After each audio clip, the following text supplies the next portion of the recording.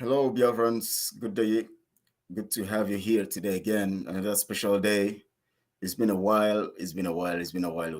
Thank you so much for joining, wherever you're joining from. I know that it's impromptu. Some of us don't know that I'll be coming live today, but I've been away for a while. Not because it was intentional or deliberate, but because it was very, very necessary for us to actually do more of work, and we so much work on the ground going on, especially regarding what we are doing and the cause of our freedom. And very, very importantly too, we've been working tirelessly, sleeping less, and seeing that we rub minds and also reach out as much as we can so that we can have our freedom as quickly as possible. Our freedom is overdue, and we have to do everything it takes to make sure that we are free. I know that you are tired of being a Nigerian, and you are tired of being in diaspora. You're tired of being a slave. Thank you so much, Noelin Odiambo. Thank you so much. Thank you so much for joining. We're always the good guys because we are very, very dedicated to the cause of our freedom. Thank you so much. I can see my people coming in already. In fact, it's just no notice, but yet you guys are here. Thank you so much, Nolan. Thank you so much. Thank you so much, Tina Matensos. You're the second person. Thank you so much for being here. Good to have you. Good evening from here. Mazi Nnamdi. Thank you so much, Tina. Good evening to you also from here. I want to appreciate you guys for always being steadfast and being consistent here. And I know that today is going to be wonderful. Today, we're going to be looking at critical things that has to do with how much we are ready to get ourselves free, especially in conjunction with the Oduduwa nation. We know that we have lots of obstacles, lots of situations, and lots of things coming against us, but we know we can win. We'll always win. And definitely we will. And I want to appreciate you guys because it is strong here. It's very, very important that we state it, that we are consistent, we are focused, we are looking at the ball, and we are sure and ready to be free. And whatever they do, the Nigeria system, whatever the British system, whatever any system is doing to distract us, they cannot distract us. They cannot get us down. They cannot take us away from our freedom. Chibaik Obina, good to have you. Good evening from Istanbul, all the way from there. Thank you, Mazi. Thank you so much, my brother. I appreciate you for being here. I want to thank you. Please, as you join us, just share this broadcast because we're going to have our guests here. They're going to be coming in shortly, and we're expecting them. I think they're expecting the jingle to play, but I actually didn't go with the jingle today. It's going to be wonderful here. We're going to have the Oduduwa representatives here, and we're going to have Biafra representatives here. Our focus is freedom, and that is what we are here for. That is why we are showing our face on media. That is why we are speaking. That is why we are pursuing. That is why we are relating. That's why we're discussing with you. That's why we have the honor and privilege to talk to you as always. And at the same time, not just talking and talking, jaw is important. Yes, jaw is important. When we have issues, we jaw, to resolve issues. And at the same time, as much as we talk, we also are doing underground work to make sure that we have our freedom. The most important thing, the most important day of my life will be the day that Biafra will become a nation. And with you and I putting hands together, we're going to have that result. Hi, Brother Ambrose. Well done. We love you. Keep it up. Thank you so much, Ebu Beeze. Thank you, my brother. Good to have you. Thank you so much. Thank you for the love. And I love you guys too. Thank you so much. I appreciate you guys always. And that is very, very important because we need love to actually move to the place where we're going. Today is the program. Today is, of course, the 10th day of March 2023. Today is also Friday. And today, of course, is the Alliance and Focus program, where we're going to be talking from the side of the Oduduwa Nation and from the side of Biafra Nation. Chukwu Kadibia, thank you so much, my brother. Good to have you. I thank you. Kelechi, greetings from my side. Thank you so much, my brother. It's been a while. It's been a long time. I miss you guys, anyways. I miss you guys honestly every day that passes. And it's not deliberate anyway. You know, it's not deliberate because we get into meetings, and before you know, the meeting goes and goes and goes, and you have to be there. And before you know, like one of the meetings we had, we spent over 7 hours having. You can't imagine being on a meeting for 7 hours. So sometimes it takes over the time, and you just find yourself not being able to meet up with the appointment. And of course, at night, you just feel that most people would have been tired, and maybe the activities and all of that. So maybe maybe some other times, anyways, I'll try as much as possible to see if midnight broadcast can be possible. We have some all over the world who could be actually be there, you know. And of course, but for people in Biafra land, it might be, you know, just that and we want to appreciate you know, we're already having our guests. You know, they are already here. We have you know, they are already in the studios. I want to thank you, Biafrans and Oduduwa Nation, and everybody who is watching from wherever you're watching. We're going to be making it grand today. Without wasting time, I'm going to be bringing you know, our guests on screen, and we're going to discuss critically and on this note, and we're going to have ourselves to think critically on what we need to do and how we're going to move forward. We know we have lots of challenges for the Oduduwa Nation. We have lots of challenges for the Biafra Nation. But the truth about it is that the reason why you are in a time of challenge is because you are fitted with the ability and everything that it takes to resolve and to solve the problem. So don't think that you find yourself in a situation it is coincidental. No, nature and God himself has built you and built you effectively so that you could actually deal with those situations. And I want to appreciate you guys. Without wasting time, I'm going to bring our guests. I want to thank Ebube here also. It's me, Prince Amaka. Wow. Princess Amaka is it? Wow. I'm using my daughter's phone. That is the reason her name showed. Oh, my. Princess, good to have you. Thank you so much. Thank you so much. I really wonderful, because I was looking at the name. I said this name, Prince Ebube is it. All right. It's cool. So Princess, good to have you here. Thank you so much. And we have, of course, our one and only dear citizen AY live here with us. And also we have Mrs. Mr. Amotekun. I said Mrs. Sorry. Oh my God. Mr. Amotekun here. You know, when we are talking too much, sometimes we talk and get out of.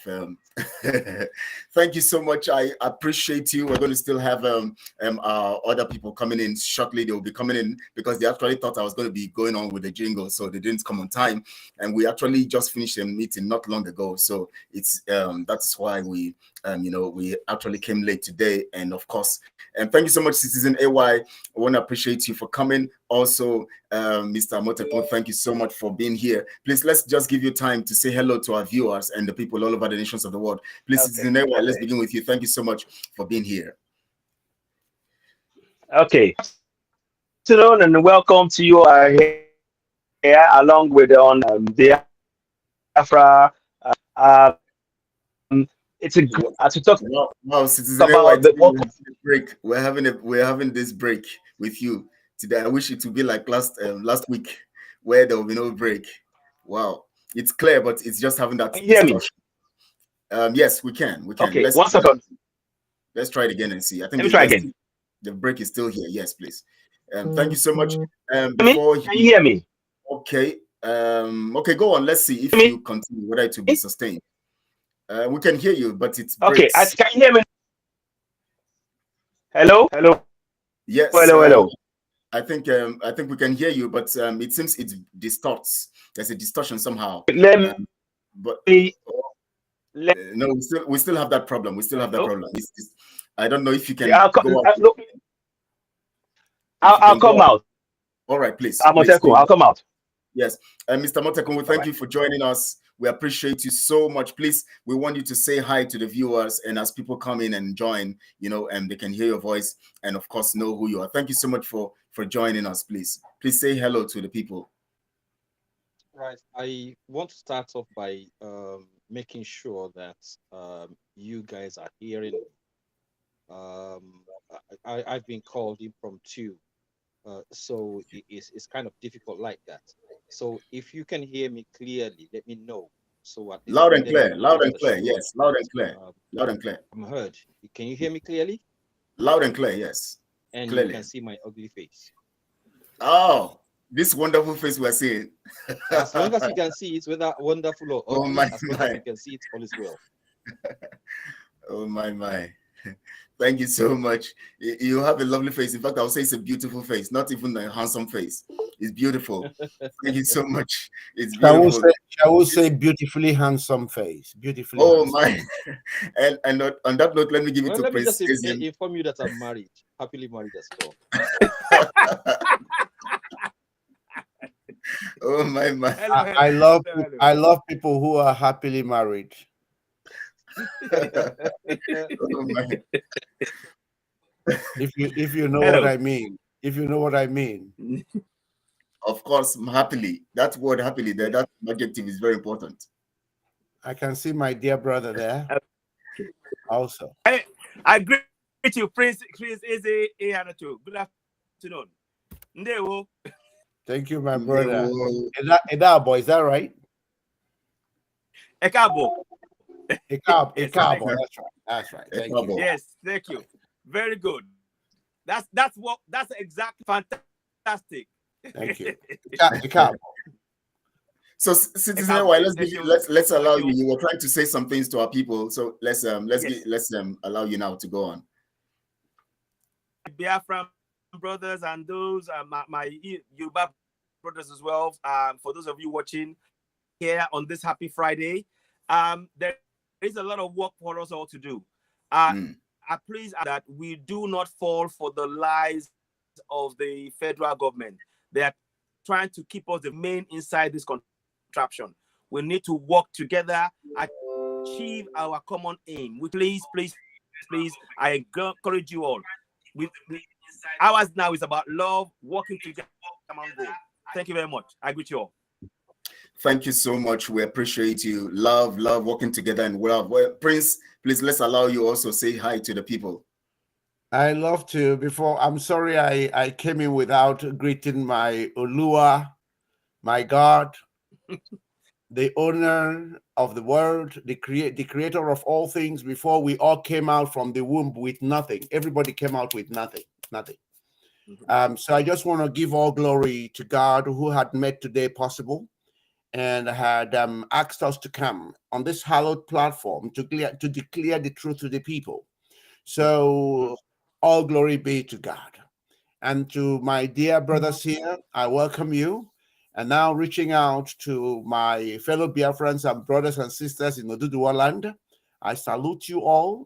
I thank you because you are here simply for one reason: to declare that you are a human being, to declare that God gifted you autonomy, to declare that it is the same right whoever else thinks that they own this world, whatever they are thinking, that you have the same God-given right to declare who you are by yourself, that you give your own children the name they bear, that you answer your own name and identify as well as describe your own self, that you're not to be described and defined by another human being, a fellow human being, because you yourself have no right to define them.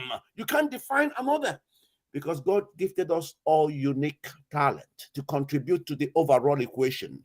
Because you are in the truth, we are here in unison with your spirit to dish out the truth, the only truth, and nothing but the truth. I welcome you all, and I thank you. Thank you, sir.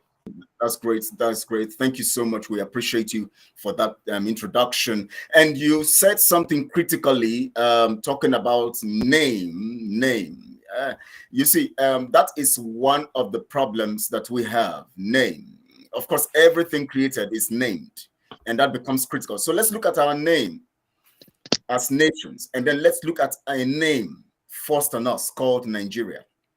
And of course, every name has a meaning based on the ideology behind it. Now, can we just talk about the ideology behind Nigeria? Because we want to dissect the corruption or the corrupt formula that actually makes up that name called Nigeria. Let me put it to Amotekun first, so that he can take us on this. What are the faculties of that name, Nigeria? Well, as far as I understand it, that name came from a particular female called Flora Shaw, who did not look at the spiritualism, the ethnicity, the nature, the culture of these people, and she came up with this name. And that name became very, very unsecure, in the sense that anybody can translate it to whatever you want. It's like nigger area, Niger area, Negroid place, and all of that. Yeah. And unfortunately, it is not a name that dwells within the spiritualism of the Black person. It may actually, like, affect people of different regions by that nomenclature very, very differently, but it doesn't define us in spiritualism or ethnicity. So it is a name that was it was named by a person who does not share our nature, but who wants to share our riches. Wow. So it is not a name that is organic. It is synthesized as the whole of the federation. What you call Nigeria is a synthesis rather than an organic kind of coming together of people. And this is the affliction we've been suffering for such a long time, even beyond 1914. So one of our problems is we are not actually creating our own destiny. We've left this destiny for other people to dictate, create, and manage. At some point, we have to be able to define who we are, where we want to be.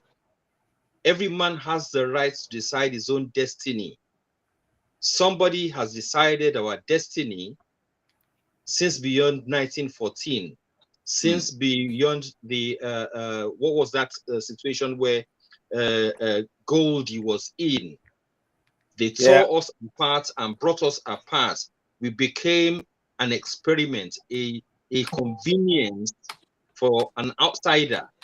And everybody forgot that we had our own Ilidumari, our own God, our own will, our own spiritualism.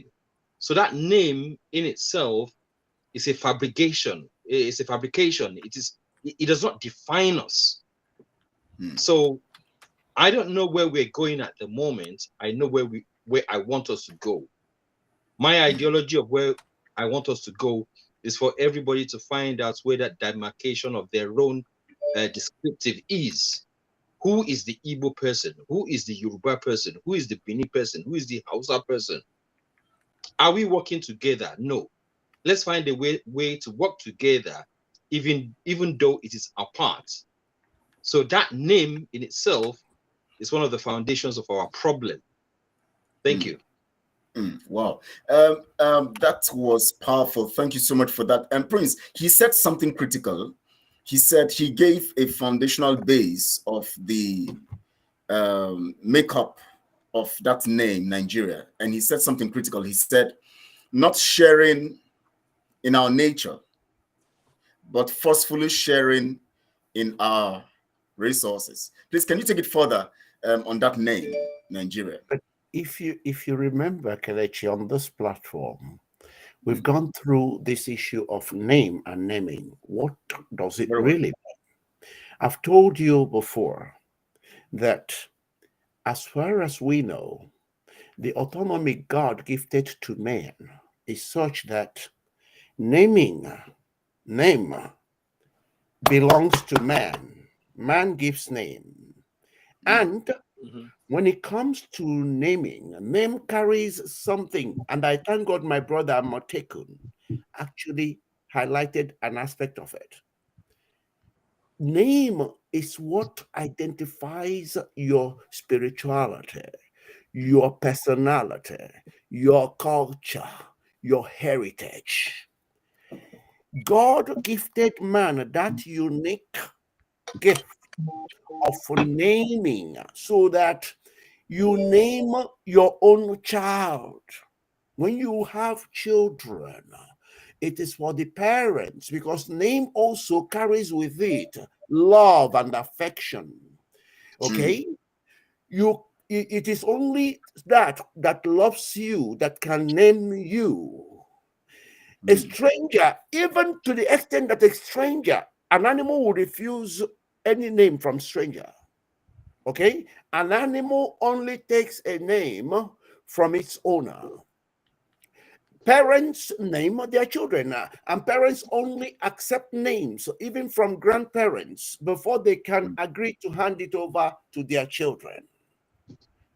Okay? Now, in the same way, God created man and spread us across the globe for us to be in charge of naming any territory from which we came. Because it's important we understand what biological and biological lineage and ancestral biological lineage and ancestral heritage, what it means. Because if we don't understand these things, we will never know that when a stranger names you, especially by force, okay, it has poisoned you. Everything about you is ruined because they are now branding you a commodity, a product. Okay, you're no longer human. Okay, I've said this, and some people say, oh, well, but it's not only Nigeria they named. Well, what is the state of our world? It is the state of our world will tell you that it is not just Nigeria.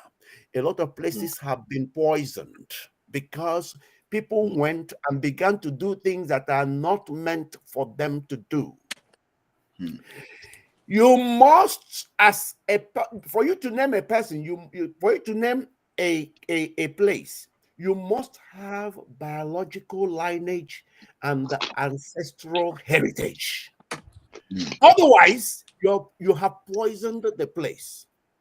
Otherwise, you want to treat that place as commodity. You want to treat that place as a product.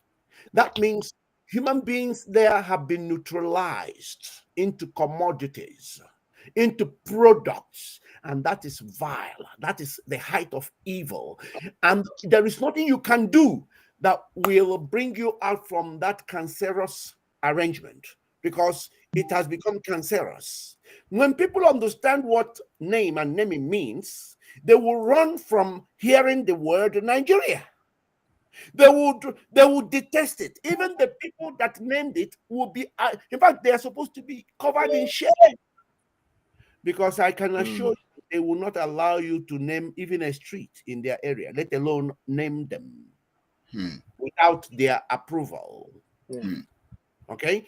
The place is poisoned, and that's why I refer to Nigeria as a poisoned chalice. And when something is poisoned, don't ever think it will suddenly become consumable. It can only destroy. That's why Nigeria stands on its own when it comes to being the most demonically destroyed place that ruins human ingenuity. And it is only there to procure malfunction on a permanent, on a persistent, on a regular, and on a progressive basis. And you can see the progression that we have gotten to a place where we have now handed Nigeria over to a criminal that could not tell us his real name, that could not tell us how he made his money, that could not tell us where he attended all he claims to be his academic whatever.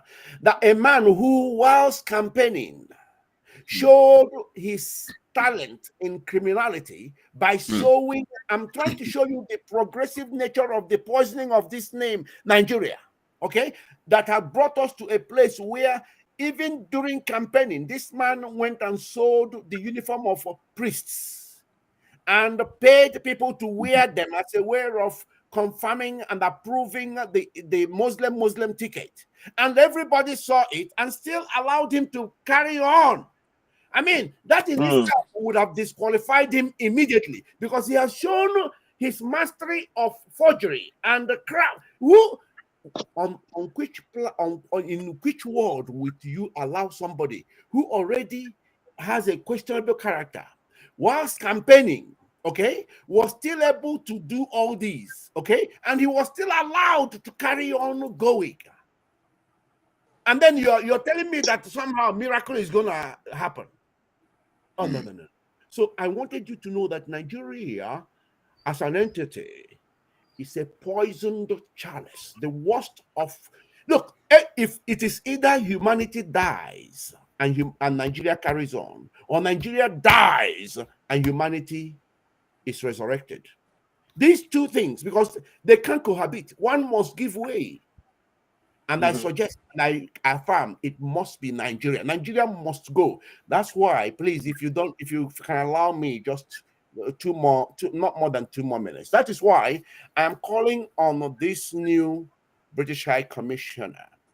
And I'm hoping that the Prime Minister of Britain and his government had sent him there for only one purpose. And that purpose being, well, it's 2 purposes. One is to immediately remove the eyesore.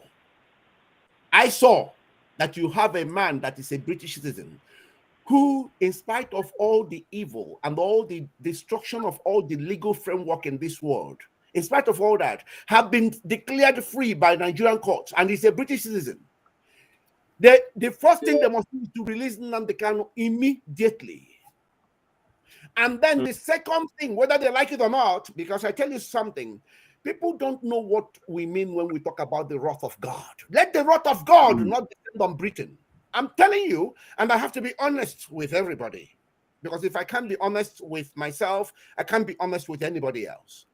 The second thing is that this man, Montgomery, or whatever he is called, must ensure that whatever happens, that an interim government goes in immediately in Nigeria. Interim government with a sole terms of reference to ensure that a referendum is carried out immediately. A referendum that allows the indigenous people that are being destroyed in this place to make a decision whether they want to be Nigerians first. That's right. And if they agree to be Nigerians, then they can conduct a fresh election. Very well. These are the 2 things that we are looking out for and must happen. Otherwise, the wrath of God will actually be on Britain. Britain will not know what already started. It is started. Britain really needs to wake up. And I'm calling on all British citizens because they need to know that they are stakeholders. They should not allow those in government that are being blinded by their government foreign policies to destroy the entire Britain. I'm calling on all British citizens to rise and demand from their government to withdraw their hands on this Nigeria. They should be ashamed that Nigeria is linked to Britain, and this contraption came from there. They should actually be on their knees pleading for forgiveness, because it must happen. Otherwise, the wrath of God will be upon them. It has already started. They need to see it, and they need to actually immediately begin the process of coming out of this by ensuring that 1, Nnamdi Kanu is released. 2, an interim government goes in with this sole aim of carrying out a referendum. All these stupid world politics should be shredded immediately. All this nonsense, oh, United Nations, all this nonsense. should be shredded immediately, and Britain holds the singular card to make sure that that happens. That does not mean that when they do that, they will be the ones to organize it. No, you must allow the people to do it and carry it out so that people can make a decision whether they want to carry on in this way or not. When they decide that, if they decide to go their various paths, let them go and develop in their own way. You must allow us, and you must know that whatever you think is your knowledge is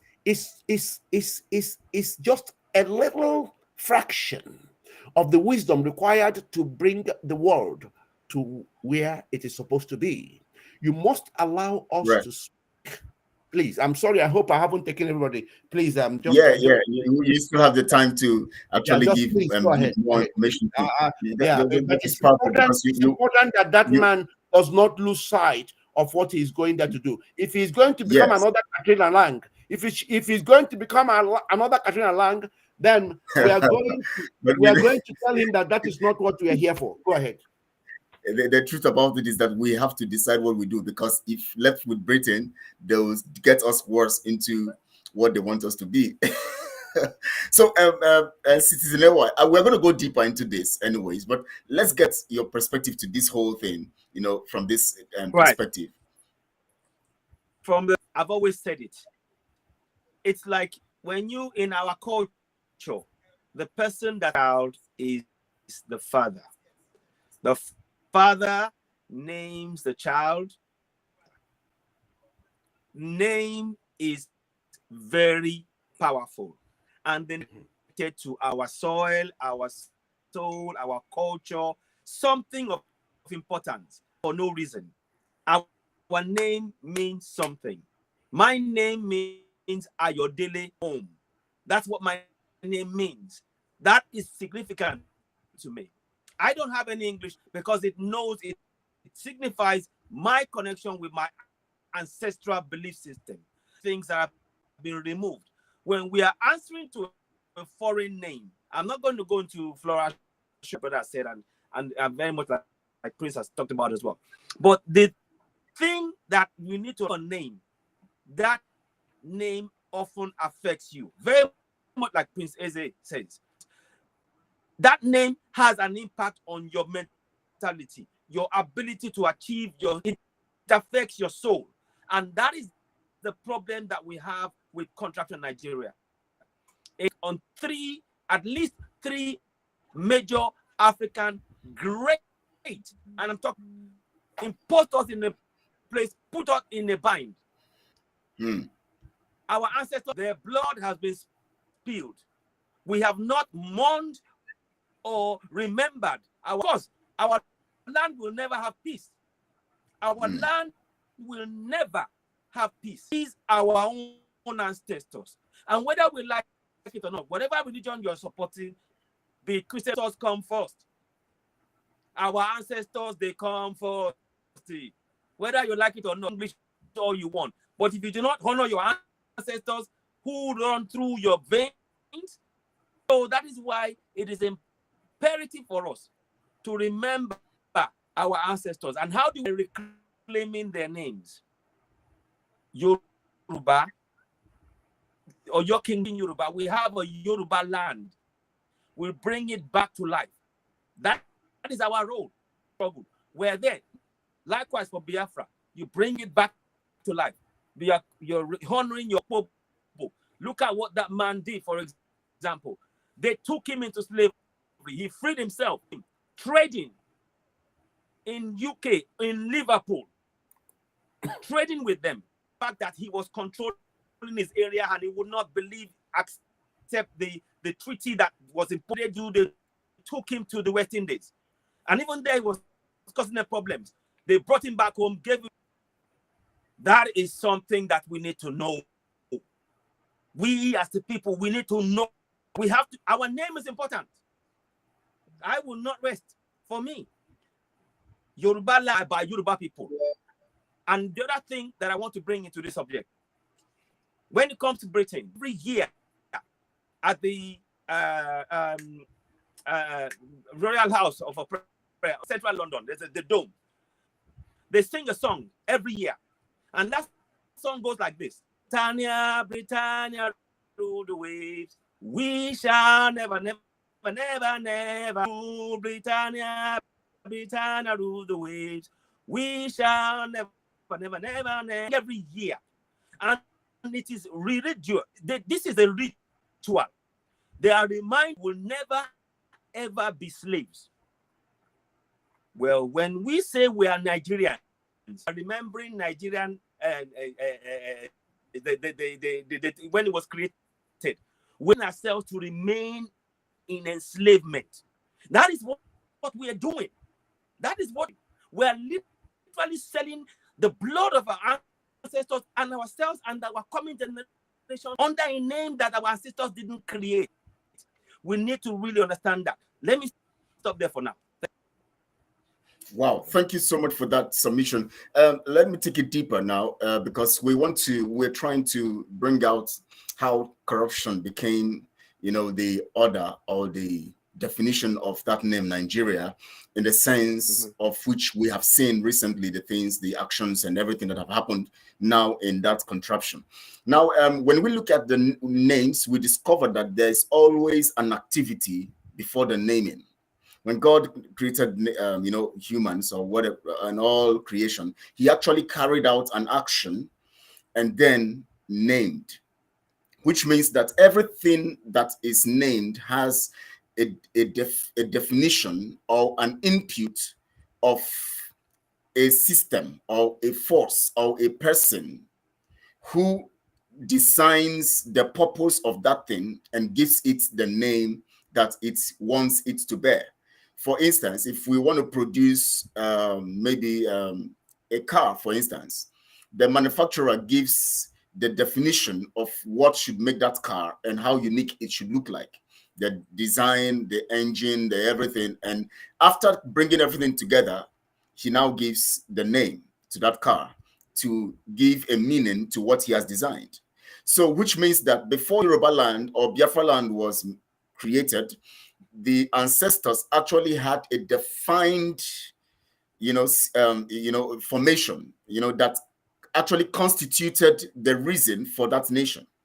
And so when Britain came, before they now decided to name it Nigeria, they also now redesigned and made a mixture, which is the corrupt ingredients they put together. Now, after doing that, they now named it Nigeria. Now, let's dig deep into how Britain corrupted the original of these nations, because these nations had an original from the ancestors. And now Britain comes to poison or redesign or remix the ingredients or bring some other strange ingredients into it and made a corrupt, design and formed it and then named it Nigeria. And that is what we are seeing playing out in everything that is happening in Nigeria from the moment it was created and named. For instance, the corruption that started from the first election conducted at Britain. And all of this playing through and corruption like that, playing all through. Now, Amotekun, please, I want you to, from this now, how much corruption or how much ingredients were put into the indigenous nations by Britain to actually poison the original, which is from the ancestors of these indigenous nations?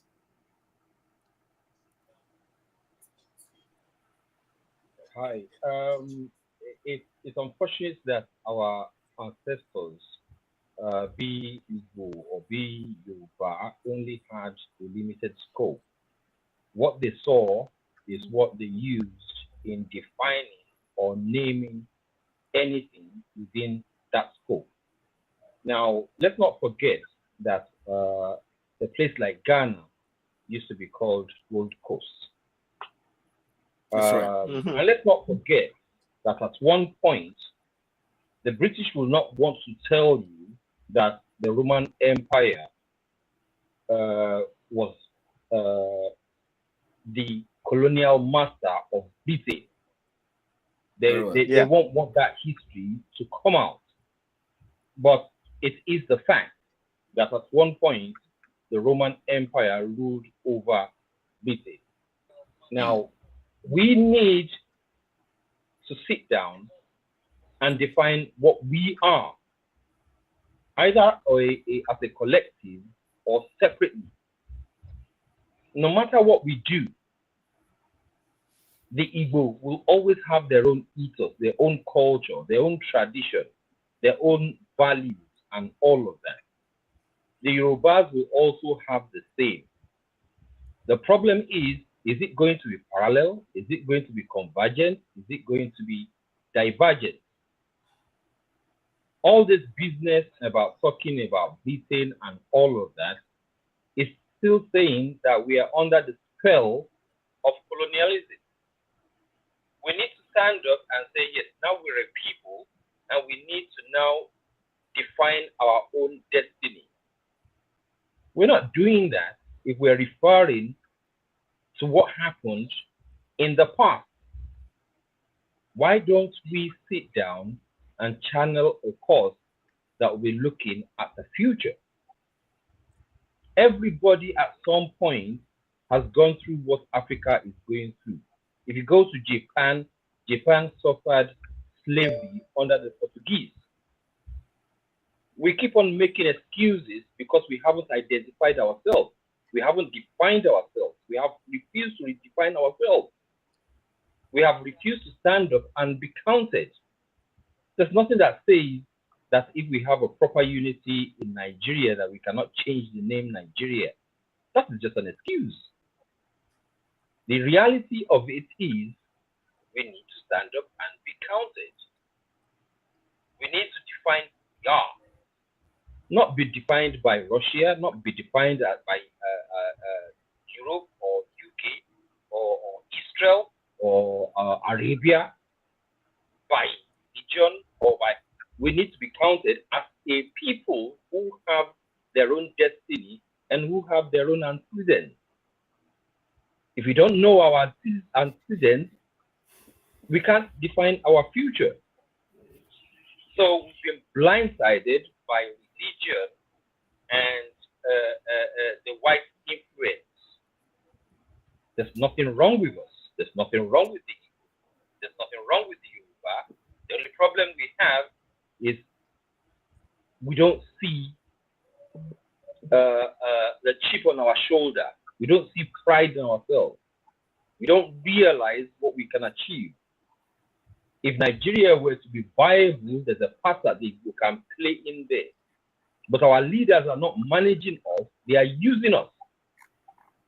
And while they're using us, we can't define ourselves. We can't have a future.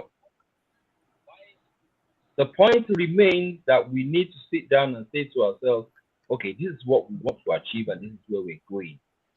We cannot do it together, no matter what anybody says. From here to kingdom come, the Biafran has to say that we are Biafran and this is where we're going, and we're prepared to have some sort of relationship with the Yorubas, with the Hausas, but we have to have our autonomy. The same thing with the Yorubas.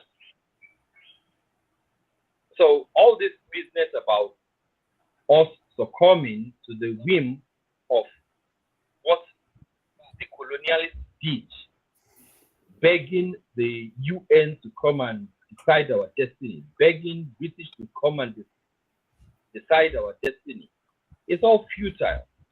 We need to sit down and say, okay, this is what we want for our people. We need to move on from this subjectiveness. We are being subjective, as simple as that. And we need to find a way to stride into the global community. The global community will accept us if we accept ourselves. But first, we have to have pride in ourselves. We have to be assertive. We have to be astute. They named us. Okay, they named you. Rename yourself. Thank you. Renaming ourselves. Prince, what do you have to say? Yeah, my dear brother Amotekun made valid points. However, it takes two to tango. And without understanding how something is tied, okay, it's like a knot. If you don't understand how it is tied, you can never untie it. Now, we need to know that that contraption is actually British Enterprise Limited. And that everybody there, especially those that are chosen to lead you, before you are chosen to be in a leadership position, you are an employee of Britain, an employee of Fulani, then of Britain. And you have been conditioned to act in a certain way. Okay? Now, this is what everybody, first of all, must understand. Otherwise, we cannot now take the bull by its horn in order to do the needful. Now, we need to capture once. I was saying to the new High Commissioner and the British government what they're going to do. I was then going to come to say to the people what they must do. Because you see, if the people fail to do what they must do, we can't get this High Commissioner and pretend to do what they must do. That's right. And that is why I'm asking particularly our Yoruba brothers and sisters not to ever think that the choosing of Tinubu is for their interest. No, they are calling you again to make you believe. Okay, they are using Tinubu to align you with the Fulani just for a period so they can secure what they are looking for. Trust me, mark it anywhere. Tinubu will be knocked out very quick. I'm giving him not more than 2 years. Mark it and say, I said it. If we make the mistake of not doing what we must do now, not later, Tinubu, I am giving only 2 years before you see Shetima emerge. Don't tell me how Tinubu is going to go, because it will either be natural process or man-induced process. Mark it that I said it. So don't be fooled, because they are only looking to get you to merge with Fulani again. Because we keep saying, how many times will something happen to you before you learn a lesson? Do you really want this to carry on? And today you see a Ilorin under Fulani command. And they have made their intentions well known. It's no longer secret that they believe Nigeria belongs to them. And they are grabbing Nigeria for the sake of Britain. So they can all, it's about catch and share. Now, what I'm asking, excuse me. Sorry? If you keep information? Are you giving me information? If you keep mentioning Tinubu, then we are going to descend to a situation where you would mention Tinubu and I would mention names, and we will come to a point where we'll have a serious amount of discord, because then we'll start going into the antecedents of Nigeria. Tinubu is a man I don't like because of the multitude of the Yoruba people, whether you want to think in the context of 200 million or 60 million. But Tinubu did not create the foundation that we've descended into. So let's find a way to talk about how we're going to solve problems. That's what I'm coming to now. So much concentrate on Tinubu. You keep on mentioning Tinubu and Tinubu. Tinubu is a Yoruba man, I'm a Yoruba man. And if we want to start talking that kind of direction, then we'll start talking about Insegu. Then we'll start talking about the coup of 1966 and all of that, how it was an Igbo coup and all of that. We're here to talk about how we're going to move forward. But I'm not so happy about concentrating on Tinubu as though he is the singular problem of Nigeria. Let's be a okay, I've heard you. So let's please. Yeah. I've heard you. I was welcoming your information. Now, can I, for clarity's sake, can I say to you that I opposed Obi, and even if Obi had won this, I'll be saying exactly what I have just said, because we need to wrestle this down.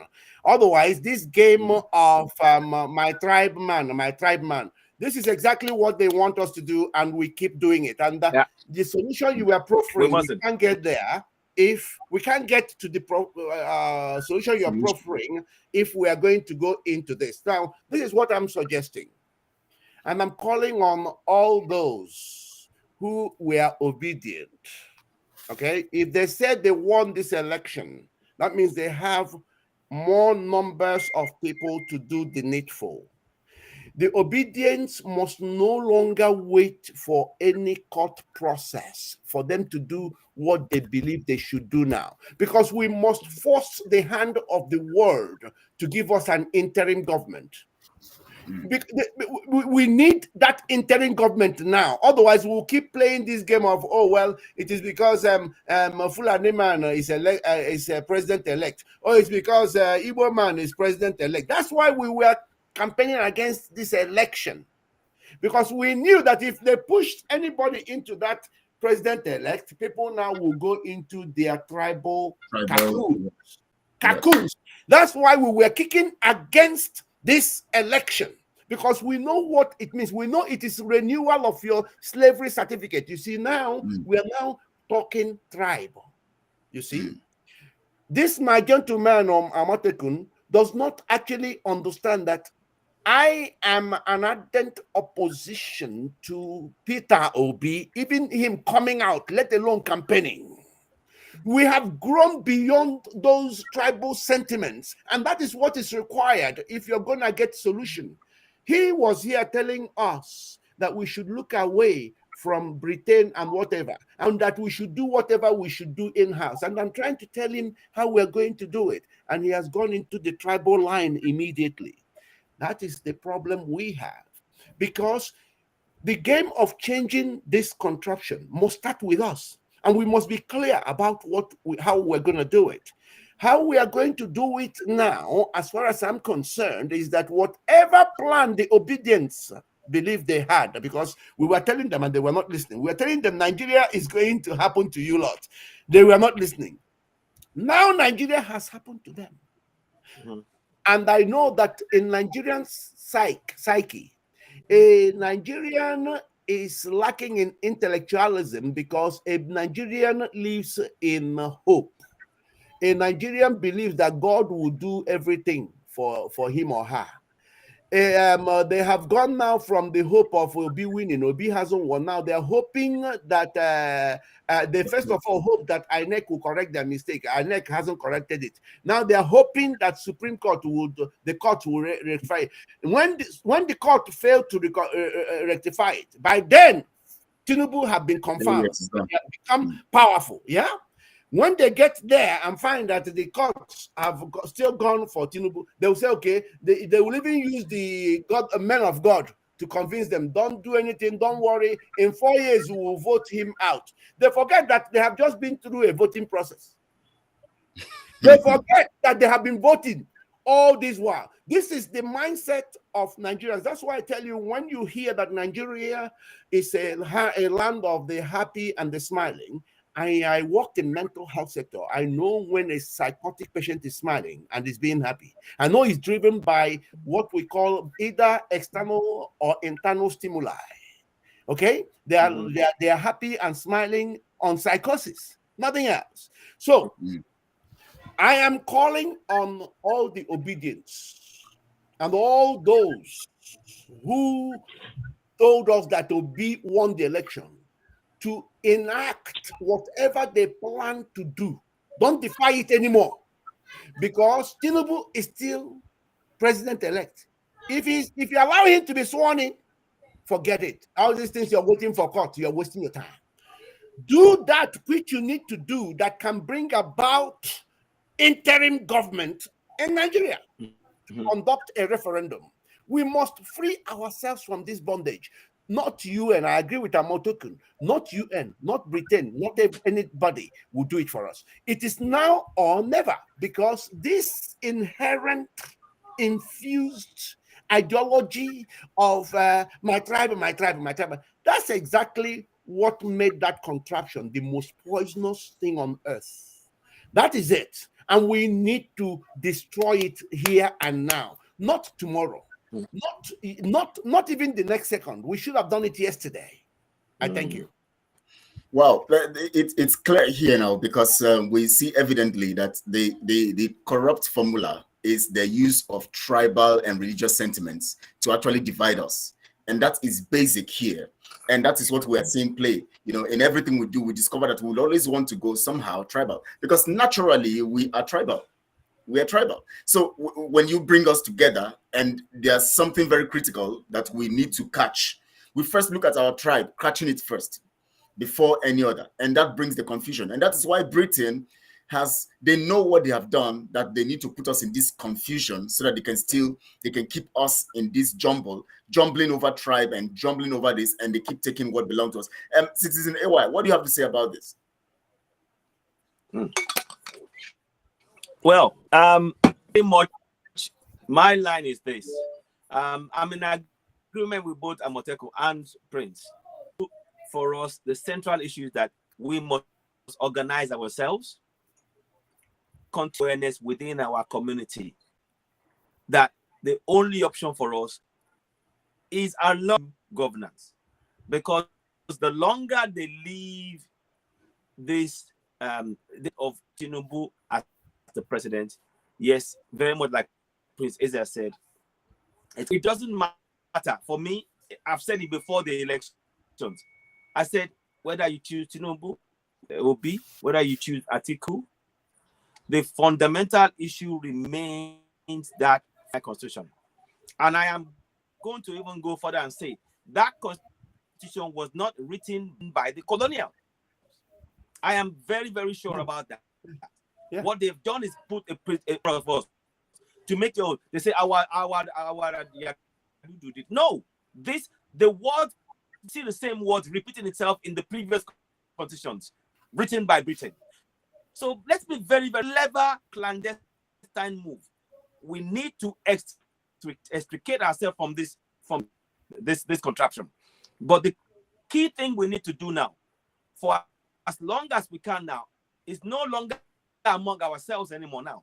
It has to be within our communities on ground. They are where we keep talking about the knowledge that we are aware that the constitution is a construct, is a fraud.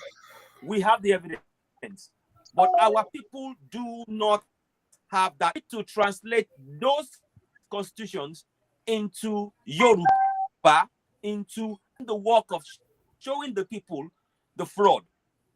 Just as I did that with the Yoruba language, the promulgation decree. It said in it that the constitution was written by the in my language. Now, if people understand that alone, they'll go, what? So the military wrote this and they put it, they will start joining the struggle. That is what we need to do. Right now, the people do not have that constitution has been imposed on us, not translated in our language. No idea what they're being governed by. We need the people in this struggle. We can talk about going for interim government, but if the people are not awake in this struggle to join, we can't get very far. And that is the real fundamental issue. We need the people in this struggle. That is the most important piece of join us, both Igbos, Yorubas, Middle Belt, and translate it in their local language. So it was written, and how it was written. Believe you me, I can't hear AY anymore. The game will be up. Can you hear me? Yes, go on. I can hear you. I can hear you. I can hear you. Okay. Very well. So for me, I would like us to do the interim. I'd like to go for interim, but we haven't got the support from the people. The best way we can do it, let's all organize ourselves, translate that fraudulent constitution, not because we want our people to know the lie within it in their local languages. Once they know it and they will join us in the struggle, and that will be game up. I firmly believe that. Well, please, okay, before you please. Pastor Emeka, I know he's there waiting to come in. I just wanted to say to everybody, can you see why Katrina Lang was telling people, go and vote, your vote will count? Because they just want you to get there. Yeah. They want you to get there because they know once you have a president-elect, Nigerians will trigger with this tribal sentiments. Can you? The game is so clear. Go and vote. Your vote will count. It is Embarrassing. It won't count. And it has actually affected everything. You discover that now the people are now, okay, it's my tribe person that is there. Let's just let's see how it goes. Now you see, I can't hear you guys anymore. That's the corruption, the formula we're looking at here now. Okay, go now, out and Amotekun should go out. Okay, and if you can, okay, it seems he's not hearing us. Is he? Okay. Now, Pastor Emeka, you're welcome to the program. We appreciate you. Now, I want to give a kind of perspective first before you come into this. Now, Britain sits out there. Britain organizes a corrupt system using the Fulani. Fulani selects from all tribes, bring them together. They become tribalists. They become political. They are politicians. They give themselves the name politicians. Whether you are Yoruba, Igbo, or whatever, you are politicians. But now they now exude. They now present to. They know the formula very well. They know the corrupt formula. They know that it is religion. They know it's tribe. They now sell it out. Now we can see it clearly because that NSAS program at Lekki, I was there. Now we can use Lekki as a very clear case study. And one second. Okay, please. Out and come back in. No, he's here. Amotekun. He's here. Okay, he can't hear us. He's done it. Okay, he can't hear us. Yes. Go ahead. Now, Lekki, that's NSAS, especially Lekki program is evident here. It's a case study. Now, when everybody was together, everybody was doing everything together. Remember, the Yorubas, the Igbos, everybody was there. It was going very well. As soon as they came in, as soon as the politicians came in and introduced the tribal thing, especially when they organized the confusion by killing some people, the Yoruba started. They want to destroy our land. They have come to this. Now that sentiment showed that this is actually the corrupt formula they have used in destabilizing us always. So during the NSAS, we were doing fine. Suddenly, the corruption was introduced. The formula was introduced and it went bad. Pastor Emeka, what do you have to say about this corrupt formulation that has caused this acrimony, antagonism, and grave danger to the lives of humanity, especially in Africa? Thank you so much. 3 things are outstanding. 1, name. Number 2, religion. And number 3, brain damage. Now, the name given to Nigeria is the British arrangement to control Nigeria. You know, biblically speaking, the Bible, in Israel, in the Old Testament, when a child is born, they take him to the eldest person in the family. He looks at the child and gives that child a name. Whatever name he gives to that child reflects the nature of that child. It's not prophesying. It's operating in the spirit of the patriarch.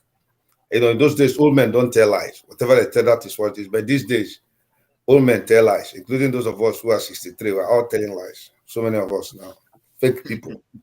So when he was that, the name reflects I doff my heart. The name reflects the nature of that child. He said his name shall be called Jesus, Savior. He came to save the world. His name shall be called Judah. God shall be praised. From the tribe of Judah, God is praised. His name shall be called Peter. Simon means rock, reed shaken by the wind. Peter means rock. His name shall be called Paul, from Saul, destroyer, to Paul, builder. So, Britain, you see, when God created all animals, he told Adam to name them as they passed in front of him. Whatever Adam named, Adam controlled. So when Britain called that Niger area, they controlled it. They have named it, and that is how they remain. Just like a dog. You call a dog a name, you control the dog. Because you are the owner, he knows you. Now, when the British have done it, the Muslims came with religion. Because it's the opium of the people. And they used it to subdue those that they conquered. And then enforced it in them. So religiously, the Fulanis can hold sway in Nigeria, holding their people and others, emphasizing their religion. If you don't buy it, you're in trouble. Then downstairs, the politicians started damaging our brains. We've been put through a series of problems and conditions that has made us to stop thinking. Nigerians are just Nigerians are merely existing. They have stopped thinking. Nigeria is the only country where things can go wrong, and they keep hoping that things will change. That hope is not faith. It is the fear to face the challenges so as to change your situation. They don't have the balls. So it will take a long time of educating and re-educating and, trying to bring awareness to change the mindset of Nigeria. And that cannot work under the contraption of Nigeria, because they're being elsewhere by the British as name, by the Fulanis by religion, by the politicians by brain damage, and circumstances that has made us to hope, which hope is fear to face the unknown. So that can only work where people are given a right to give names for themselves. If Nigerians decide, say, okay, we want to vote and see whether we'll be in Nigeria or not, and they collectively say, okay, we are Nigerians, then they have voted, decided a name for themselves, we check their own course, and Britain should not supervise that thing. They should not be there. Whatever name they choose to give to themselves now, it will be homogeneous to them, it will be in sync with their spirit, it will be compatible with their idiosyncrasy. And then they begin to move. You know that they have a formula, they have a nation, they have a name, and they're moving towards that direction, like you have in other nations. You follow. Ghana changed from Gold Coast to Ghana to get something. Rwanda also came out. Outside Rwanda, they have a particular direction. So if you think that things will work out for Nigeria, you are still dreaming. You must allow people to make their decision. If the people collectively say, okay, we want to have a referendum, but we'll still answer Nigeria, it is entirely their decision. This time, there's a spirit of unity and oneness, which they will decide and say, this is the chart to follow. This will be a policy. This will be a constitution. It will accommodate everything that has to do with us and work towards seeing it succeeding. But where it is superimposed on them, and you think somehow along the line, this problem of hope. A lot of time, Prince keep saying this thing. I've heard him say this several times, that Nigerians keep hoping. They hoped that Obi will come and turn things around. Obi failed. They were telling them. They now hope that the court will come and turn things around. They hoped on INEC. They hoped on INEC, and INEC failed them. They are also hoping in the court. The court will fail them. So it's a problem. After that, they will hope for 4 years. They will. Yes. They vote him out. Yes, you have to think outside the box and decide as a people collectively to make a decision. When they had the NSAS problem, I think I overheard you just before I came in, before you brought me in. The NSAS people were working as a team until certain elements introduced certain things. They had it that caused division. Do you understand?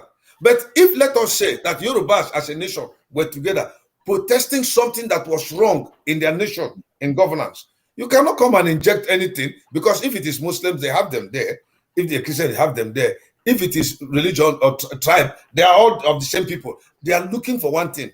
Just like you had what happened in Arab Spring. People collectively spoke against something, and it was effective to the extent that it went. But when you have divergent people from different backgrounds who don't synchronize or don't understand each other, for example, look, Citizen AY could be a friend, one-on-one, but looking at it objectively, his tradition is different from mine, entirely different. The food he cooks is different from mine, the way he eats, the way he dresses, the way he thinks. These are his beliefs are entirely different. And that's the beauty of humanity. That's the beauty. On the basis of relating with him one-on-one, I could accommodate that and we work. But if you call me now and say, that you just bring us together, that we must work together, you fail to take into cognizance that there are differences. You have to respect his space, respect my space. If I'm going to come together with Citizen AY as two nations, as one, we have to agree. And you can't even force siblings to work together. You can't do that. Siblings alone. So we have to agree collectively and say, okay, this is what we want. Because when India existed, they could not function effectively with Pakistan and Bangladesh. They had to scatter. It was not possible. Even though they were basically one nation, but the Pakistan is basically predominantly Muslims. Those from Bangladesh came out. They realized they couldn't, even in Ethiopia, Eritrea and Somaliland could not work. There was need for this separation, for people to identify with themselves and then see, even if there will be need for cooperation tomorrow. It could be at the diplomatic level, or if they decide to collectively come together as a nation, it will be on agreement. The Union Socialist Soviet Republics could not stand. When there was that problem, when Mikhail Gorbachev came of reconstruction and whatever, most of the Soviet republics broke away when things couldn't work out, and they formed different republics. Do you understand me? So you should allow people to determine for themselves.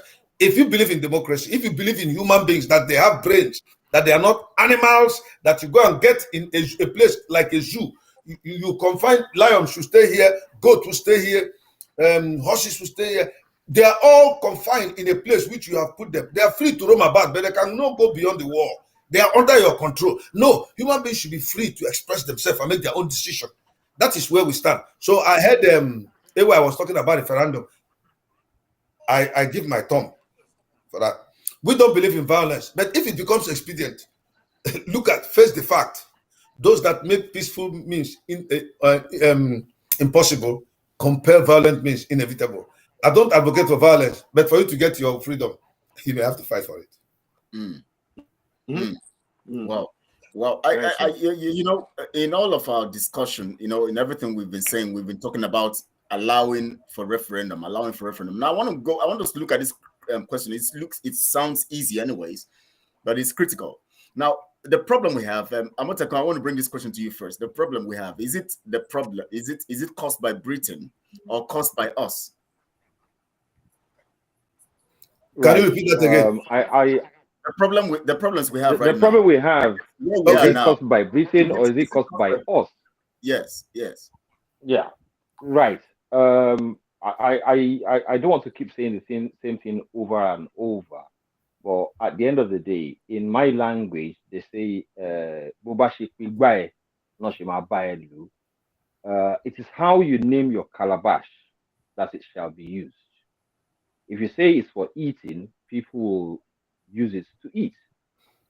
If you say it is for cleaning yourself up in the toilet, so shall it be used. Now, Japan had the opportunity, or they had the misfortune of being under the rule of the Portuguese. They had the situation where Marco Polo could have come into Japan and exposed their culture and brought in Christianity and all. They refused. Japan today is a free nation. Same thing with China. They are deciding their own destiny. Why didn't we, Africans, especially around the West Coast, why didn't we have the evolution that actually supported us to actually secure or conserve our own territory, our own social ideology, political ideology? We didn't do that. So we mustn't continue to blame somebody else for our woes. We made mistakes. We didn't take our calabash seriously. This is a time for us to realize that we are a people no lesser than maybe the European or the Asian or the American or whatever. We were all created by God. So we need to now take steps in such a way that we become free. It is not down to the American to reestablish us. It is not down to the UN to reestablish us. It is not for the Igbo to reestablish the Yoruba. It is not for the Yoruba to reestablish the Igbo. We need to start looking at our identity and decide what we want to do with it. All this business, Nigeria was not created by God. Nigeria was created for the convenience of a man called Lord Lugard. He could have taken some sort of authority from the British Parliament and all of that, but at the end of the day, he was the man at the forefront who decided that, okay, the Southern Protectorates, the Northern Protectorates have to be brought together for his own convenience. How can we as a people, 200 million of us, relax in the correction, the convenience of a singular man? Even that, as an antecedent, is crazy. It's demeaning. It diminishes us as a people, 200 million people. Some guy who is dead now has put us in this situation and we can't get out of it. What is wrong with us? That's a good question. All this business, all this business. And how do we get out of it, please? How do we get out of it is to really come back and identify ourselves as being. Let's not think about ourselves as tribes yet. Let's think about ourselves as having our own peculiarities first. But we and know those that peculiarities work together. I don't think we know that. I don't think we know that, because if we know that, we will find a way to manage it. We cannot manage it as far as what we can see right now. We cannot manage it. If we cannot manage this marriage, we can go our separate ways and flourish separately. And that doesn't mean that we cannot still promote each other, help each other, work together. But we should be able to manage our identities separately. All this business, what I would expect us to be doing now is for the Igbo and the Yoruba, the Ijo and the Hausa sit down and say, okay, this contraption is no longer working. Let's now start creating an existence which defines us separately in accordance with our peculiarities. We have our peculiarities before we have our tribe. You're saying something in that line. You're saying that we have to sit down to discuss the Igbos, the Yorubas, the Hausas. Now we know that the Hausas sit down with the Fulanis to discuss. The Fulanis. With the Fulanis to discuss. The Fulanis yes, because our peculiarities have given them the power.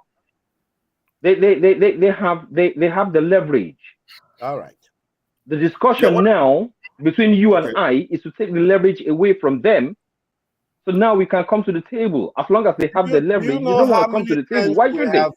Do you know how many times we have discussed issues relating to this contraption with the Fulanis?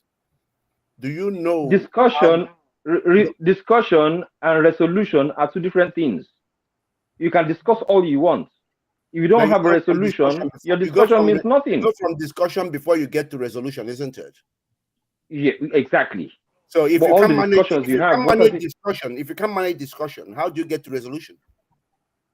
Well, then you have to turn the volume up. No, let me tell you, my brother. Let me be very honest with you, my dear good brother. Yeah. Okay. Yeah. It is, and I hope.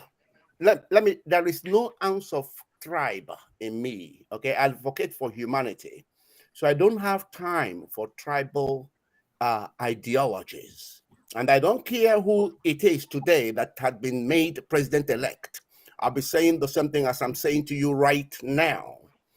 The only solution we have. I'm sorry that the cap you're wearing, the way you are dressed is telling me something. It says that you are Igbo. It tells me you are Igbo first. It tells me you are Igbo first. I acknowledge that. I acknowledge that. Definitely. It tells me you are Igbo first. I acknowledge that. I thank you very much. It tells you that this is where I root from. But I also want you to know that I am number one critic of those that are used in Igbo land to subdue the people of Yoruba land, to subdue Igbo, subdue Yoruba. You're not a one-man army. I am coming. It's not about being a one-man army. You first of all identify and define yourself before you start talking about anything else. So I'm trying to define myself, and I hope I'm permitted to do so. Okay, I leave you to define your own self. So what I'm trying to say to you in effect is, it does not matter whatsoever who is there now as president-elect. I will still be calling on everybody that calls themselves a Nigerian, because you know that the opposite of Nigeria, as we have decided on this platform, is intellectualism. You're either a Nigerian or you are an intellectual. So it doesn't matter how much grammar you speak. once you are a Nigerian, once you believe in Nigeria in any shape, way, or form, you are the opposite of intellectualism. Now, so I will still be calling on all Nigerians. So does that mean because I define myself as Yoruba? No, I don't define myself as Nigerian. Thank you. So does that mean that I have an intellectual deficit? No, no, I didn't say that. That you see, you can define yourself as no. You did not say that, but you inferred that. No, I'm coming. What you said was, if I don't condone, if I don't go along the ideology of being a Nigerian, it means that I have an intellectual deficit. No, you didn't hear him wrong. No. Did I hear you wrong? Answer you. You heard him wrong. You heard him wrong. Prince, let me explain that to him. But then you take over. What Prince said is Nigeria is the opposite of intellectualism. That means you cannot say you are a Nigerian and be considered an intellectual. There are variants, 180 degrees, opposite direction. So if you are a Nigerian, you are not. And if you are an intellectual, you cannot be a Nigerian. So when you identify yourself as a Yoruba man, that means you are saying Nigerian. Yeah.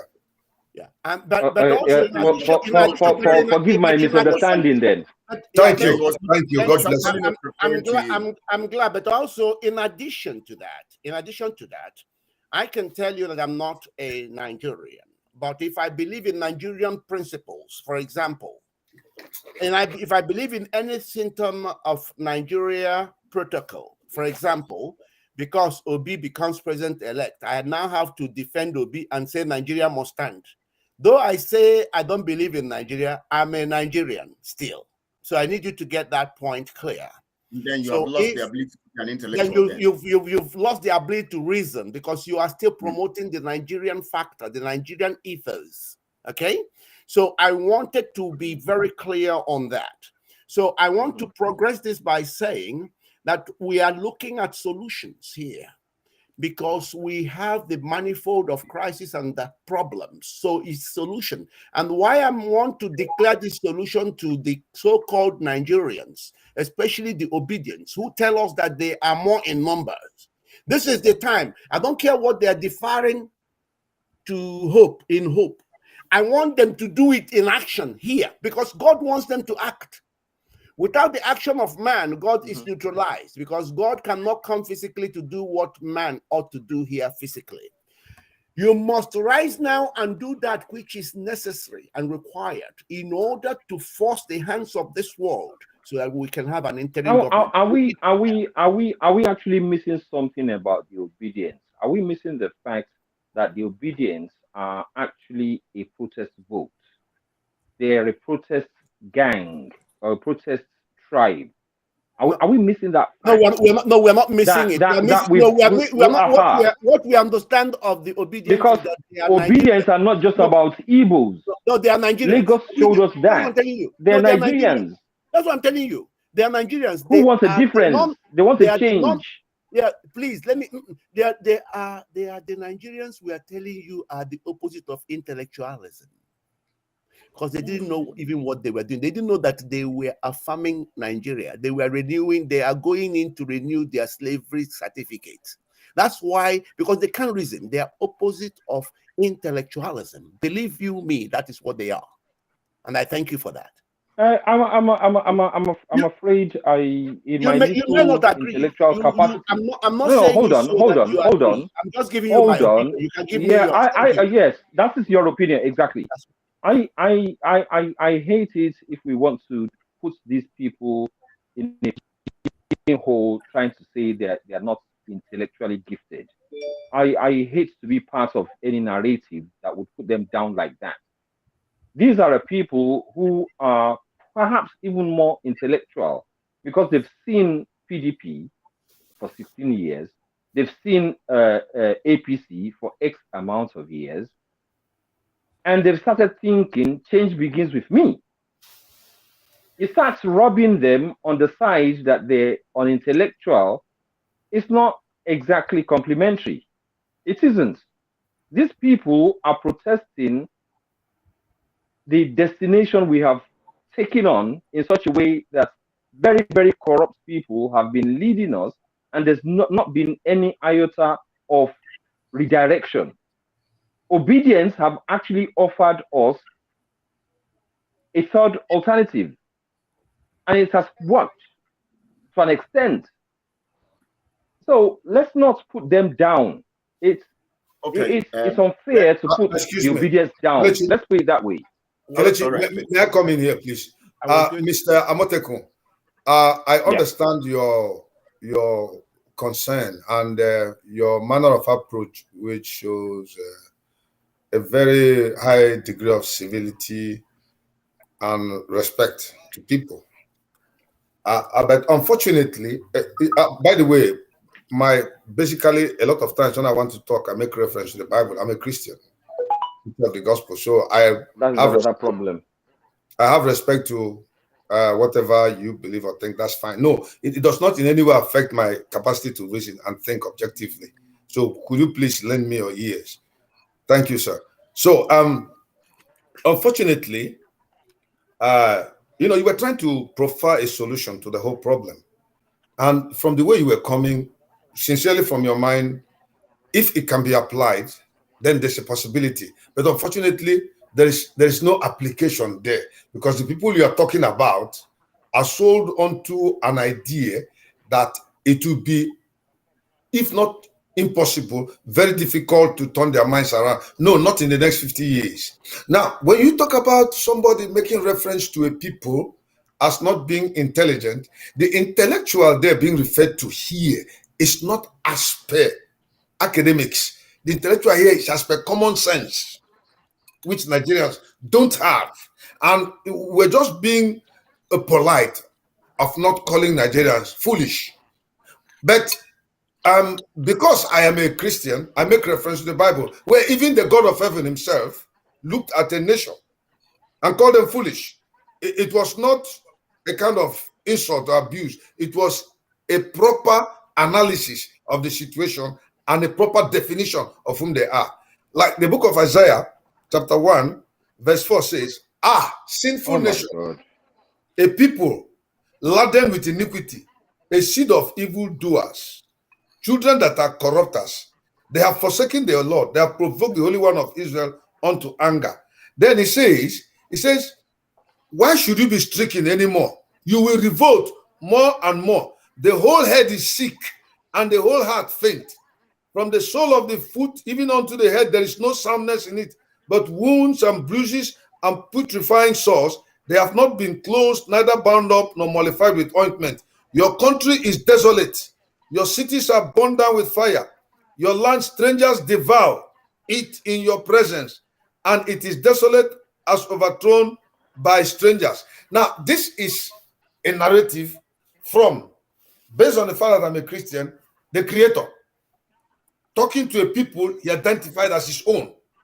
And in this respect, these people were given laws by this same God, and according to that law, he gave them superiority of knowledge above other nations who had no contact with him, because this God established contact with these people, not by their own demand or volition. It was based on his own decision as God, prerogative as God. Now, these people, he gave them a law and said, this gives you a leverage above others. Now, in the process of carrying out his law, they began to disobey. And then he now says that they are sick from their head to their feet. There's no soundness. Now, when we say that Nigerians are not intellectual, we don't mean that they are not educated. But look at a simple example I give. Look at the Igbo man, for example. The best an Igbo man can achieve after getting a PhD in university is to go and serve a Fulani man who might be far, far lower than him academically. Why? Because he doesn't even know his right. Thank you. Thank you. You just said something very important today. You've actually made a juxtapose between the Igbo man who has a PhD, but then when you want to win my soul, win my heart, win my vote, you then embark on a story that came out of the Bible, not a story that came out of the Quran. I think it is an ignorant kind of arrogance that makes us believe that when we talk in the context of 200 million people, we refer to religion.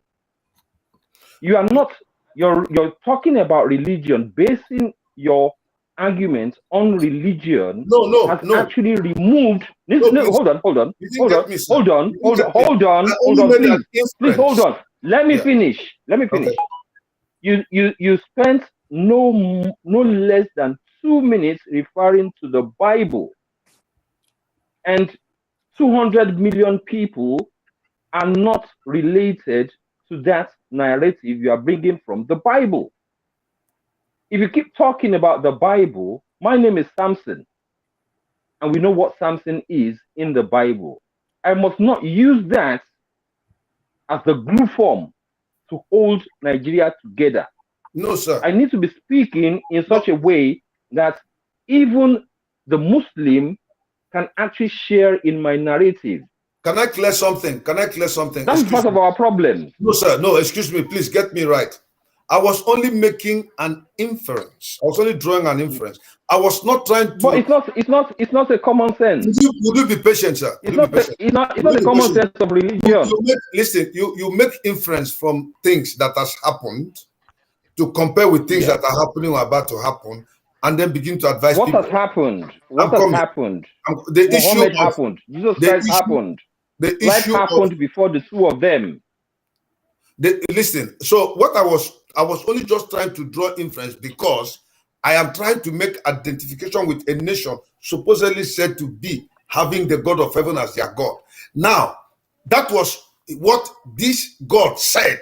So when somebody said that Nigerians are not, it's the opposite of intellectualism, you were saying that it was not a proper language, it was not a polite way of addressing people, and you don't want to be part of it. So I was trying to tell you that, unfortunately, in real terms, by definition and analysis, Nigerians unfortunately have portrayed themselves to be the opposite of being intelligent. And intelligence here is not that they did not go to school, but it's the application of common sense, which they have failed to use. For example, I made that inference that an Igbo man, I did not say a Christian that served a Muslim. No, I said an Igbo man. I drew it down to politics, to the social strata where we have found ourselves today. That an Igbo man which I've known, it could be a Muslim, it could be a Christian, it could be a free thinker, it could be an atheist, it could be a Hindu. It doesn't mean anything. The Igbo man, at the very best of his academic excellence, having a professional chair, will find it joy and a pleasure to go and serve a man, a Fulani man, who is far less educated than himself, because the Igbo man does not really know his value. Something has gone wrong somewhere. It happened to Sibanjo? The same thing. Okay, AY, thank you. AY, please. May I say something here? I very much see, one of the things I do when we're discussing is to see things as much as possible from the point of view of the person that's saying it, and then bear in mind rich as well. I think one of the issues that we really have to address, and you touched on it as it came in, Emeka, now touched on it that we've been affected. I think we can generally collectively agree what has done to us, both Christianity and Islam, has been to reduce our thinking. It has, and particularly more so the people who are on ground now, are thinking our ability to think outside the box. Psychological damage. Psychological damage. Severe. So what we need to do now, I can see why you wanted to use an analogy of the Bible, but maybe if we're going to try, then we have to try and use something that's a bit more common ground for us, would be to try and point out things within that. Please don't take this, and we're just talking about things, and hopefully we can come to a common ground. So what getting from you is that definitely our people are psychologically damaged, both as a Christian, and that is affecting our thinking. Even our education cannot save us from that situation. Exactly. It's the likes of you and me we need to continue along this journey. Doing here is actually quite good. I want us to look at that. Everything that's happening here is a way to create through that process. We're trying to build something here. So please, at all times, all of us working here, it's a process that we're going through, and we're trying to work it together. And it's important that this kind of things actually come out. So I'm really glad that's happening. Yeah. You've known me for a while. I speak my mind, and I don't take enemies. I don't take enemies. But when it comes to the point when I have to take prisoners, then I will. The fact remains that we need to condition ourselves in such a way that we're speaking with a level of altruism. What is going to make the Igbo man feel comfortable in his own space? What is going to make the Hausa man feel comfortable in his own space? What is going to make the Yoruba person comfortable in their own space?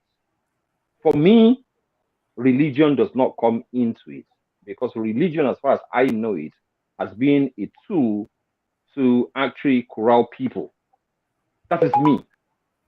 So I'm not very happy when people use religion to explain our social structure in the way that is actually damaged. Our social structure is damaged, and religion plays a big part in that. I would rather circumvent that and find solutions to our problems than start hinging our solution on religion. Religion is one of the biggest problems we have. No, let's start looking at ourselves. It seems you are getting somebody wrong. I don't know how you try to filter my mind, but you are getting me. I think Citizen AY, to an extent, was trying to get to my point. The last time I met Citizen AY, I asked him a question, a very pointed question. Why is it that you are the one thinking this way? There are other Yorubas who have lived in diaspora, like yourself, that don't think the way you are thinking. They're thinking wrongly. I asked him that. What you're saying in essence then is that I have to think like Citizen AY. No. Is that what you're saying? No. Please, my brother. That was meant to be a question. That was meant to be a question. Am I supposed to be thinking? I was taught how to think. I was never taught what to think. Okay. So I'm not going to sit down in a place and be told that I have to think along a particular line. It will not happen. It will not happen. We're discussing, yes. So let's leave it at that, as discussing. Respect my point of view, and I will respect your point of view. If I've got something to say to argue against what you're saying, I will say it, but I will not put you down in any way. So when you're trying to say that Citizen AY, more or less you're saying he's more socially intelligent. I am socially intelligent. I'm politically intelligent. I'm economically intelligent. I'm emotionally intelligent. Okay. Well, I will not be boxed in a corner. Sure. And I will not want my people to be boxed in a corner. It's as simple as that. Okay. Please, I wanted to... Okay, please, I just, because you see, whenever I put out a claim, whenever I put out a topic, I want to back it up very well so people do not misunderstand me. I was the one that reminded everybody that the opposite of Nigeria or being Nigerian is intellectualism. And I want to qualify it so that you know that a Nigerian is somebody who believes in religion, but has no understanding of God. A Nigerian is somebody who believes in religion, but worships fellow human being, worships money, worships everything that is man-made. In fact, will follow whoever is chosen as a leader or as a GO, as whatever they say is where they go. They go to worship. So that's a Nigerian for you. A Nigerian also is somebody who says, I'm a Nigerian, but does not understand Nigeria or what Nigeria represents. And that's why all the obedience are Nigerians, because they lack intelligence, They have only academic knowledge, but they don't have intelligence nor wisdom. If they had wisdom, if they had intelligence, they would know that by going obedient means returning Nigeria that is a badge of slavery. Nigeria that is poisoned. Nigeria that no human being on earth can turn around. Nigeria that represents a vehicle without an engine. You can't move a vehicle without an engine. An obedient person, okay, believes in Nigeria, but has no clue about the Nigerian construct or what it represents. On that note, I rest this issue, and I've given you my qualification of being a Nigerian. I thank you. Thank you. Please take it there. Take it. Can I ask a straightforward question? Which one of us here? Hang on. Which one of us here? There's 5 of us here. Which one of us has poverty intelligence? You have to define poverty intelligence. Well, if you ask me, no, we need to if you have intelligence. Can we allow Citizen AY? Let Citizen AY take the stage, and maybe we can deal with that. Let me. Amotekun, one second. Please let me say this. All of us here, be it Christian, everything that's happened here proves the point. We have been indoctrinated in one way since we were small. Please let us not let that be. Yeah, the religion before you continue, indoctrinated from 4. Citizen AY, before you continue, please. Before you continue, please just hold on. Please, everyone out there, please, we want you to understand something. That sometimes you have to discuss this way to get facts out. So don't get irate, don't get confused, don't get it's part of it also. Sometimes we need to disagree this way to come out with pure facts that will help you. So don't argue about why it is this going this way and all of that. Tell them not to be Nigerians, because if they are Nigerians, they'll just listen carefully. And get the points out. All right, Citizen. So, exactly. Kelechi, my brother, well said. That is exactly the point. We are allowed to show disagreement and come to a resolution in front of everybody, the society. We are doing that now. What we are doing now is actually doing the very thing that is by putting everything out in the open. Like I said, since the age of 4, male and either you had a choice. The system has been designed that way. You either are a Christian, you are not allowed to be a religious. That is what the system has been. Many of our formation of thinking, you see, from the age of 0 to 14, 15, with this particular information, it shapes your mind. It shapes your thought process. What? And then when you get to the age where you are free-willed, unfortunately, it's over your mind. And that is what many of us, myself included, has. So our ability to think outside the box, to think, hang on, what's happening? Reason without looking at another book, they have been removed from us. So that takes a while for us to understand. So that is what Prince Ihenacho is talking about, and my brother. And at the same time, I also see the way that Amotekun is talking about it, that we shouldn't sort of the intelligence of people. But that's not what is being done. I think it's somewhere in between where the damage that religion has done to us. And none of us here, anybody down. If anything, we're trying to wake them up so that they can take decisions themselves. As we speak, there are people in Yoruba land, 60 or so million people in Igbo land, and others in Middle Belt of this. Sorry, I'm laughing. I'm laughing. Somebody said one day they will wage war against me.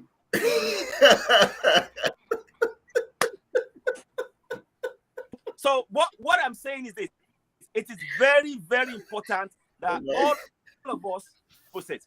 The goal, obviously, is for us to make sure that our people, they know the Constitution, because the biggest problem that we face remains that Constitution.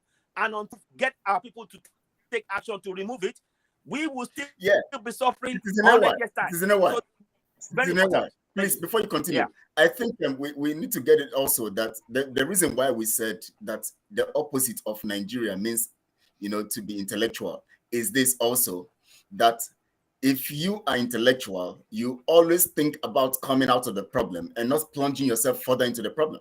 So when you now go for election, you are not reasonable because election cannot solve your problem under Nigeria. Exactly. Yeah, it doesn't solve your problem. That's exactly. So that means you're not intellectual because you are thinking plunging yourself further into the problem rather than thinking of getting yourself out of the problem. So that makes you not intellectual.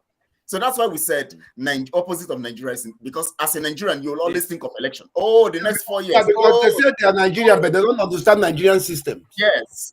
That brings me to another question, if you guys will indulge me. All right. Prince went on earlier on talking about interim government. I mean, I would like him to kind of speak on that and enlighten us what he means by interim government. What advantage does he have in kind of reconstructing our social structure as it is? Because when you say interim government, you're still calling on the malevolent elites of Nigeria to take over. What do you mean by interim government? What is the advantage there? What does that say? What does that give us? Thank you for that question. Is an honest question. I love it. I love it. No, I love it. Thank you so much for that question. And I want to say to the panel here and our audience that I'm so pleased that this question has been asked. We need all the obedience to do whatever it takes so that we can get that interim government. They are so remit. They are so terms of reference. Will and must be to enable and conduct a referendum. That is their only job. They're not there to do anything else. So that people, for the first time in the history of this contraption, can decide for themselves whether they want to be called Nigerians and operate in this system or they want to do something different. People are entitled to make that decision because they are created on this earth with autonomy, with independent, free thinking ability, and with choice. And so it's not the interim government you're asking for. What you're asking for is a referendum. Is that what you're saying? An interim government needs to do it because any government you put there that is not interim will just go ahead and do their madness and then wait for another election to be re-elected. We're tired of. Well, asking for an interim government is not exactly explicit in saying that we should have a referendum. It's not explicit. This is the reason.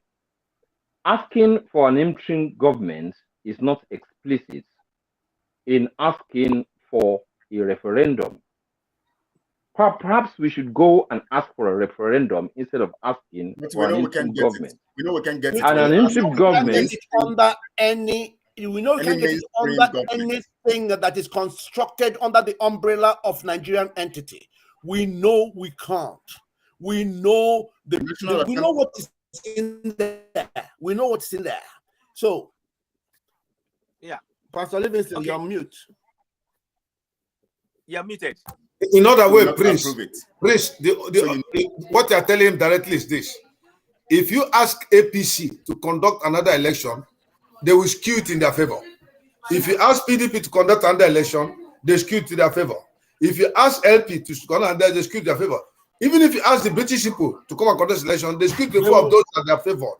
So an interim government serves as a transition of people that are honest. Their main business is to come and conduct a free and fair election. They are not stakeholders in anything, in whatever government that's coming after that. That is what you are saying invariably. Simple. And I love my brother Amotekun, but I don't know. Sometimes he begins to talk like a Nigerian. I don't know. I hope, and he tells me he's a Yoruba man. He tells me he's a Yoruba man, but sometimes he talks like a Nigerian. That's how I'm hearing. Whether we like it or not, whether we like it or not, like a Nigerian. Prince, whether we like it or not, we all carry the burden of damage one way or the other. I accept whether that. we like it or not. There's some of us So have if come, my some of us if have my come out own of that if river. my own is We want manifesting to pull you out. today, maybe yours will manifest tomorrow. Oh my So, God. No. Some of us have. But me, I don't some of us hide my have- own. I say what's on my mind. That is No, my that's problem. good. No, that is perfect. That's perfect. That's perfect. No, I look at on Prince that and I note- think about Ohaneze. Ohaneze comes to my mind every time I see Prince. No. I'm not And when I think about Ohaneze, I think of Afenifere, and I see where we are all queued up. So I'm enjoying the fact that you are making a difference and saying you are not Ohaneze and you are not Afenifere. So we're all looking for solutions. We're not enemies here. No. We may sound like it, but we're not. At the end of the day, if we can find the solution here tonight, it will benefit Nigerians. Maybe it won't benefit Nigeria, but it will benefit Nigerians. So I'm glad that we have this opportunity. That is where we are now. We want to get the solution, and we know that the mainstream government is designed by these votes will never give you referendum. The National Assembly will never give you, because they want their 4 years to go. Everybody wants to go through their 4 years and make all the monies they can make, do all the contracts they have to do. Nobody wants to talk about, why do you want to distort my own 4 years, for God's sake? Allow my 4 years to go, then we can talk about referendum later. Right. Then when the next 4 years comes, the next person comes and says, it's my turn. Why do you want to destroy my own 4 years? And then it continues until we get into the hands of Fulanis forever. Now, so let's look at the solutions now. Citizen AY, you wanted to say something, so please take it up from there. Yeah. The solution, only problem I foresee with going for interim government is that we know the system. Anytime you put anything interim, field either covertly or overtly by the military. That because if you look at the Shoneko government, they had the military intervention. In the Shagari government as well, the military intervention. So we need to, that area that is open to being used by the system all over. So Citizen AY, that means you're actually saying that for calling for an interim government, we're calling for a military coup, because the mainstream government will never set up. No, I understand what you're trying to say, because the truth about it is that we must force ourselves into having that. Yeah. And it will not come by the mainstream government. For instance, Buhari's government will never give you an interim government. Yes. Never. Tinubu's government will never give you an interim government. So that's why this is the time for the obedience and whoever is against what has happened now to do whatever it takes to bring about an interim government. And let me reassure you, my brother. They believe in the court. They said they're going to court. They have already agreed. No. I've told them they must do that now before Tinubu ascends to the throne. They must do whatever it is now. Once he becomes the president, forget it. And Prince, the moment Tinubu is sworn in, officially, duly recognized, if you rise against him, that's rebellion. He will crush you. And he has every right. And he will have everything to back him to do that. That's why this is the moment. And then, my dear brother, I can tell you, if the military rears its head within this process, everybody is going to their tents, O Israel. Trust me. Okay. So don't worry. That's why this is the look. They say you have to cut when the knife is hot. This is the time. And please give me just 2 moments for me to tell my people what is happening around the world. This moment is a very, very precious moment. This moment is a moment God has chosen to destabilize Europe and Britain in particular, with the war going on in Ukraine. In Ukraine, okay? The moment is here. And also, there are more people now who have been led to understand the poisonous nature of the Fulani, that they will never have the same sort of support they had during 1967-70. The gateway is open. And now we are at the time when you can't say that anybody now is the real government, the federal government. If you miss this moment If you miss this opening, listen, Prince. Let me just tell you, I'm so sorry. Unfortunately, Nigerians don't know the time of their visitation. You might be surprised that it might turn out they don't know. Because as we are talking now, there are people who don't even want that change following the proper process or even the improper one. They're just making noise. Once Tinubu is sworn in, and as far as I'm concerned, the moment Tinubu is sworn in, everybody should cool down and allow the man run the government. He might bring another idea. I don't care. It was voted, whether by fraudulent means, all of them rigged. LP, PDP, and APC, they all rigged. It's just that Tinubu out-rigged them. That's why they're bad losers. So the point is this: if they cannot do anything now, once he's sworn in, everybody should humbly respect the man's government, because they respected Buhari's government on 2 occasions. The second one, it was a plain rigging. They rigged Atiku and will be out. And Buhari entered. They were sworn in. Nobody said anything. So if Tinubu is sworn in, nobody should go and be disturbing him. Whatever they have to do, they do now. If they cannot do anything, and they cannot do anything, they don't have the balls. Let me tell you the truth. If they start protesting, look, when they go to the court and at the end of the day, Supreme Court declares Tinubu the duly elected president, they will just go in the street and protest and make noise. And the best thing you will do, I have told Nigerian government, fly over the air with helicopter, 1,000 naira note, spread it around the whole nation. They'll forget about the protest and pick the money and go home, because some people make up to 100,000 naira that day. All the thing you're talking is your own.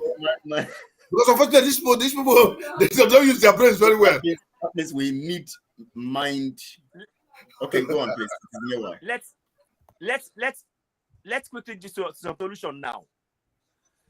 The solution that we need will not come from the government. I'm sorry to say that. In reality, it will not come from the government. It has, and that is where we have to come in and help the people. We're not talking about there's a window for that. There's a strong possibility. But we need our people having what their governance is doing to them to be spread in their local languages. If we can begin to do that on a regular basis, because everything we're saying, we're doing it. The people's involvement in this process is key on the grassroots. So when they know, they will not accept whatever the government puts before them, because they'll say, no, we know what is a fraud. The knowledge, honestly, at this point, at this juncture, knowledge is, and how we use that knowledge and spread that knowledge is the critical action now. But a window of opportunity now in using that opportunity to at least explore option of interim governance. There is a window of opportunity, but it requires, whilst we're encouraging the political parties to and obedience and everybody else to we should be on the course now, either in Yoruba land, in Biafra land, in Middle Belt, planning the current constitution as it stands. So they need to see the flaws themselves. Let me say this. Let me say this, because we were looking at the solution, and at the same time we look at the problems from the solutions we prefer. Now in the Yoruba land right now, more people are now okay with the election because Tinubu is there. So the tribal stuff is now playing out. Do you blame them? That interim government, when a tribe now has settled for what has come, that's why. Listen, that's why when I was talking earlier, I was not saying that is the best path to follow. I was just trying to mock the foolishness that has bedeviled Nigerians. So how do we deal with this matter? Because listen, Kelechi, the problem now is this. Citizen AY is talking. Let us educate the people. Look at Citizen AY comes out on TV and begins to talk sense. And while he's talking, people are sent money, 50,000. They say this man should get out. What is he talking? What is the value of all his grammar in Naira? What is the value of your grammar? Now you don't have any money. They have given me 50,000. At least I just paid my son's school fees. I paid my house rent. I put front. Leave it. Let them rule. Next 4 years we are going to vote. Just cool down. God is in control. Let's believe God that this man will do a good job. That's just the point.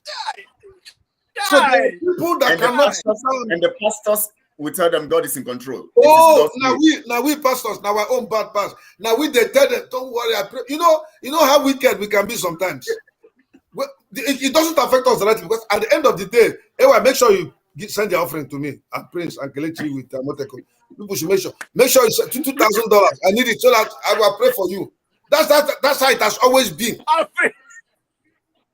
You can't call people and tell them the truth. You can't tell people the truth. Say, look at what you should do.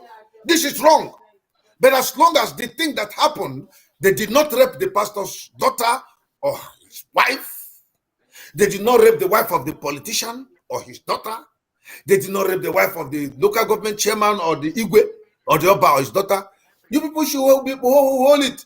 And then they give them the money to come and distribute to the masses. They give them one bag of 2 billion. And at the end of the day, they succeed in distributing 200 million to the masses. They'll be grateful. He keeps the other one. Are you following me? So there is a very big damage to our psyche as a people. There's a big, look, the trauma Nigerians have gone through over the years has eroded them of all sense of judgment. So they look at something, they just look at, they get past over it, even while suffering and smiling, according to Fela Nicola Pokuti. They are suffering and they're smiling. They just look at the life that there's nothing else they can do. They have been trying several times. Look at what is happening. So let life keep going on. One day we hope that some miracle will happen and things will change, and it will never change. Because if you don't take up the gauntlet by yourself to fight an enemy that's approaching you, he will come into your house and kill you. He will rape your wife in your very presence, take away your property, and you will serve him forever. Do you understand me? I'm not advocating violence, but if it becomes the last resort, oh, heaven knows, go on and fight and get your freedom. Americans fought for their freedom. This America we're enjoying here, my family, if they fought for their freedom. So any pastor that come and tell you, no, don't pray, go and mind your ministry work. The pastors that in America enjoy in America, courtesy of the price others paid, sacrifices people made. And probably those who made sacrifices were not Christians. They were not Christians. They were not born again Christians. They made sacrifices for us to come here and enjoy this nation. If your country must be fine, even if they give Yoruba today, Biafra, Middle Belt or whatever, anywhere you enter, you have to make sacrifice for your nation. Otherwise, it's not going to stand. So a replication, a Nigerianization of Biafra will not be allowed. A Nigerianization of Oduduwa should not be allowed because Nigeria is an evil name that has put people under pressure and bondage. So anybody that is saying, well, we can still fall together as a nation, you don't really understand what Nigeria means. If you know what that name means, then you shouldn't be answering it. It should be irritating you. It should be offending you. It's not good for you to hear. They brought you together without consulting you. A man and a woman slept on the bed. In the morning, they woke up after a good night of lovemaking and they enjoyed themselves very well. Then this business empire is doing fine. The man is the show commander there. The woman came out as a journalist later on, married him. But, honey, I think we should call it Niger area. Those, colonies located within the Niger area. And they coined the phrase Niger. Yes, honey, that's wonderful. Give her a kiss. And they came and gave it to Nigeria. Idiots. Oh, my and they swallowed it. And killing ourselves over that romance. So when you begin to tell them, they said, no, we are not going to, we are Nigerians. We are proud Nigerians. We are a nation. We are a nation. Let me tell you something. The biggest challenge to freedom, to liberty, is when the man that is under bondage loves his master and enjoys the bondage in which is operating. He will fight to defend it. It doesn't need your freedom. And when I make reference to the Bible, I'm not being religious. I'm talking, the Bible too is a book you can make reference to, just like you make reference from the Quran. You make reference on the book of Confucius. You make reference from their book, Socrates. Now, he says that the people looked at Moses and said, we don't want to join you to whatever promised land. We're enjoying garlic and cucumber and onions in Egypt. Why don't you allow us to go back? It is better for us to be in Egypt under bondage than follow you in this wilderness to God knows where. That's the biggest problem to liberation. When the people have been so psychologically damaged that they love their oppressors, they love their masters, and they love the stipends given to them, being in bondage. There is not, they will fight you. Look at GOs in the churches. A GO will commit things that are very, very atrocious. Bare-faced wickedness, immorality, and terrible things. And their members will die in defense of that man. Even though I say the truth. They begin to lay curses on you. It's a problem. It's a very terrible psychological damage. So even if Biafra comes tomorrow, we have a program to have a reorientation of Biafrans. I mean, including me, all of us, we are all polluted. We need a reorientation of our mindset, and then an orientation of the little ones that are coming up. We need it. I agree so much entirely with everything you said, because the indoctrination, that we need to start colonizing the mind of our people, even as they're pregnant. Start talking to the kids in the pregnancy to start watching them mental enslavement that we're in, and we need to do that work. But of course, what we need to do is to begin to. There are solutions. The solutions is we have to start with our people knowing the problems they face in their language. That if everybody can do, every community, we start knowing that you have. Even here's one thing I want to say. There's two things I want to mention.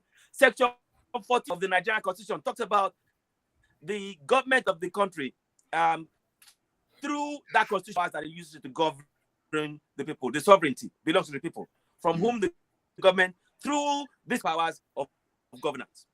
14.2a.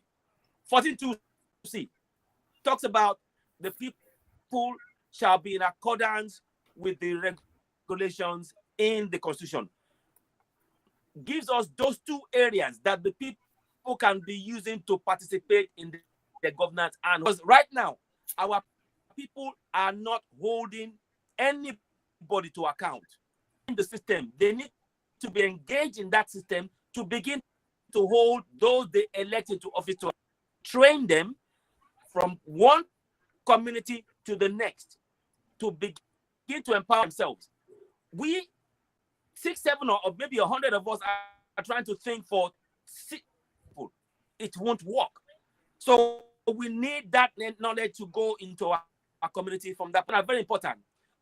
The people need to know that the money, the buildings that are politicians, we are the ones paying for it. The money that they are paid, we're the ones paying for it. We are the ones paying them from the money of the public. And sovereignty is in every community is a sovereign. The minute we realize that, we can then use that sovereignty to not as a collective. That is one of the things we should teach our people in our local Yoruba people. On Oduduwa TV Radio, I talk about the need to understand. I translate sovereignty to Ashe, which means you have the power. And then Ikokpa, which means you participate. And I explained that your programs. We need those kind of programs on ground. Right now, that is where we must start people where they are. If we try and bring things, already we know that it's complicated for them to talk about those things. Hopefully, we can wake them up in this process. It's a long road, but I think it's part of the solutions. Hopefully, we can hope. Hopefully. No, we can hope. Because Nnamdi Kanu has been preaching since 2014. Up to now, even within the Biafrans that believe in him, we still have this problem in our minds. I'm telling you the truth. I'm telling you the truth. Even more confused now. In fact, certain people are even more. Didn't you read this thing, Rider? The chat people were sending. One of them was abusing Kelechi that he was going to. Somebody says Pastor Livingstone was there when they were killing after their love making. I don't know what he's saying, So even as Kelechi was talking, somebody was saying that they are going to raise a media war against him.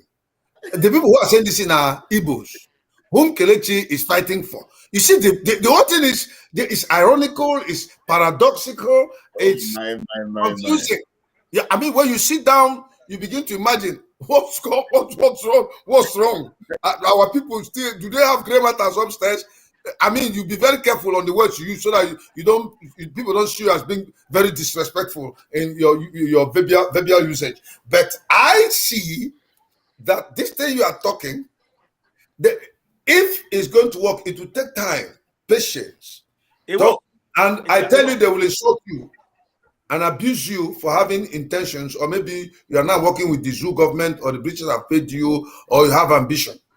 So you have to do it patiently, even if it outlives you and that generation comes in, because it's a gradual process of indoctrinating people, which will transfer knowledge from one generation to the other.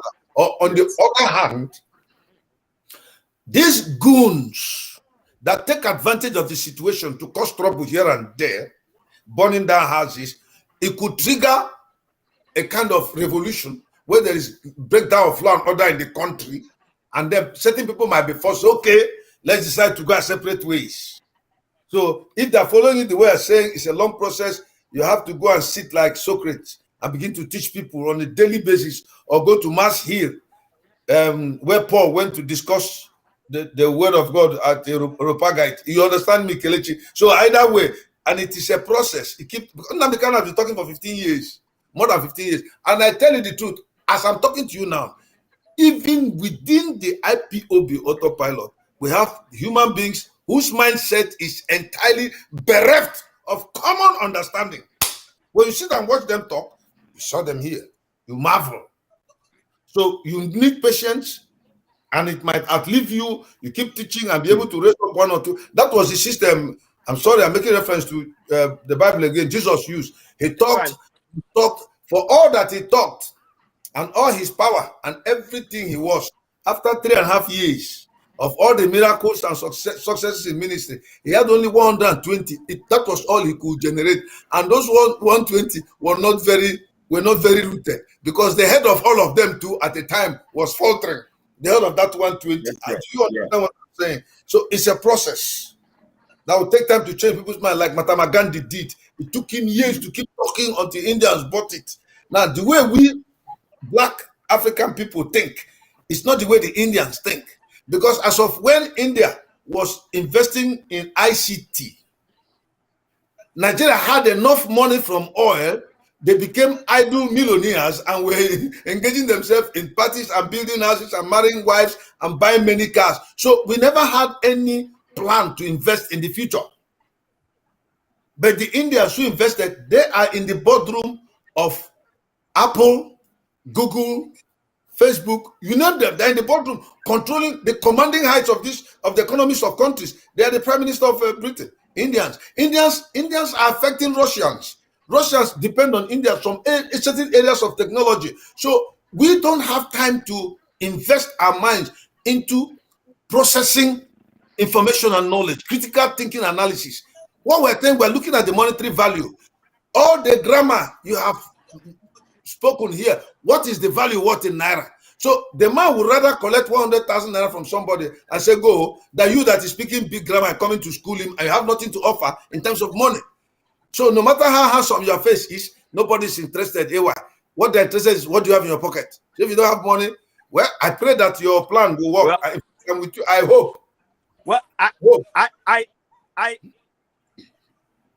and I'm thank you for bringing that very healthy, strong, healthy dose of realism as well. Who says that the plan is not to believe in the constitution, or it bring apart, to rip apart that constitution, because when they know what is in the do the rest themselves, because they need to experience it themselves. Because no amount of money, they will not settle for any amount of money, and that is part to the point where we achieve Yoruba nation, Biafra nation, Middle Belt. I strongly believe that. So in Biafra, we need people to translate those to Igbo language so that people will get it. Because when you say something in English, how Igbo people will get it on ground particularly, it will be different, because they will know what you mean. When you say it in English, oh, it hits different. Same thing with Yoruba people. So that's what I think of what the solution is. Of course, I read. Yeah, I think that's a very wonderful one. I think we're going to expand on that the next time we come. Yeah, before you go, we have one thing we are losing. We have to really identify who we are. Do you know that the Chinese explain science in the Chinese language, we have to identify who we are. Very well. Yes, yes, very well. Because when we identify who we are, we can really now determine the path, the road we are following. Very well. But for now, we don't know who we are. History is no longer in the curriculum in the schools in Nigeria. Obasanjo couldn't restore it. For being a man that was part of history that made Nigeria, he couldn't restore history back to our curriculum. So we don't know who we are. Let us identify our tap. Where are we coming from? Who are we? Identify our root. Then we can now sit down and deal with issues. Until then, we are answering the name that was given to us. We are not better than the African Americans who were taken into this place for slavery, removed everything about their culture and tradition. They forgot about their history. Yeah. They have just seen what they are seeing and they're just reacting to it. You don't blame them. They don't know where they're coming from. They don't know where they're going. So our own too, it has been done to us. Our own is that we willfully took it upon ourselves, swallowed it, and we're embracing it like this. You want to say, no, it stays with me. It stay with me. I'm going to die for it. It works for me. I'm a slave. Yes, I agree. It works for me. That's the problem. And when you sit down, when you lie down on the bed in the night to sleep, when you think of it, sleep goes out of your eye. Even if your wife is touching you, you don't even have interest because your mind is disturbed.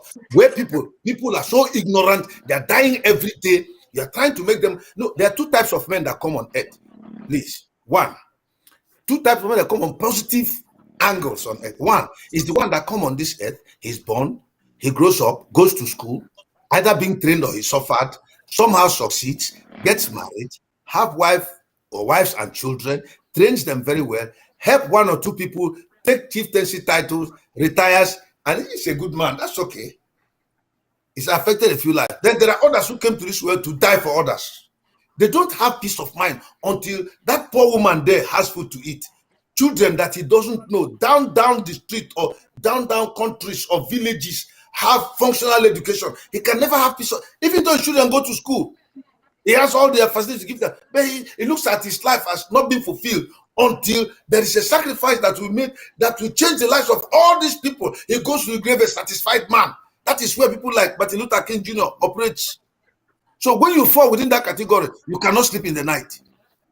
I'm telling you, there are so many things that worries a man. It's not money now.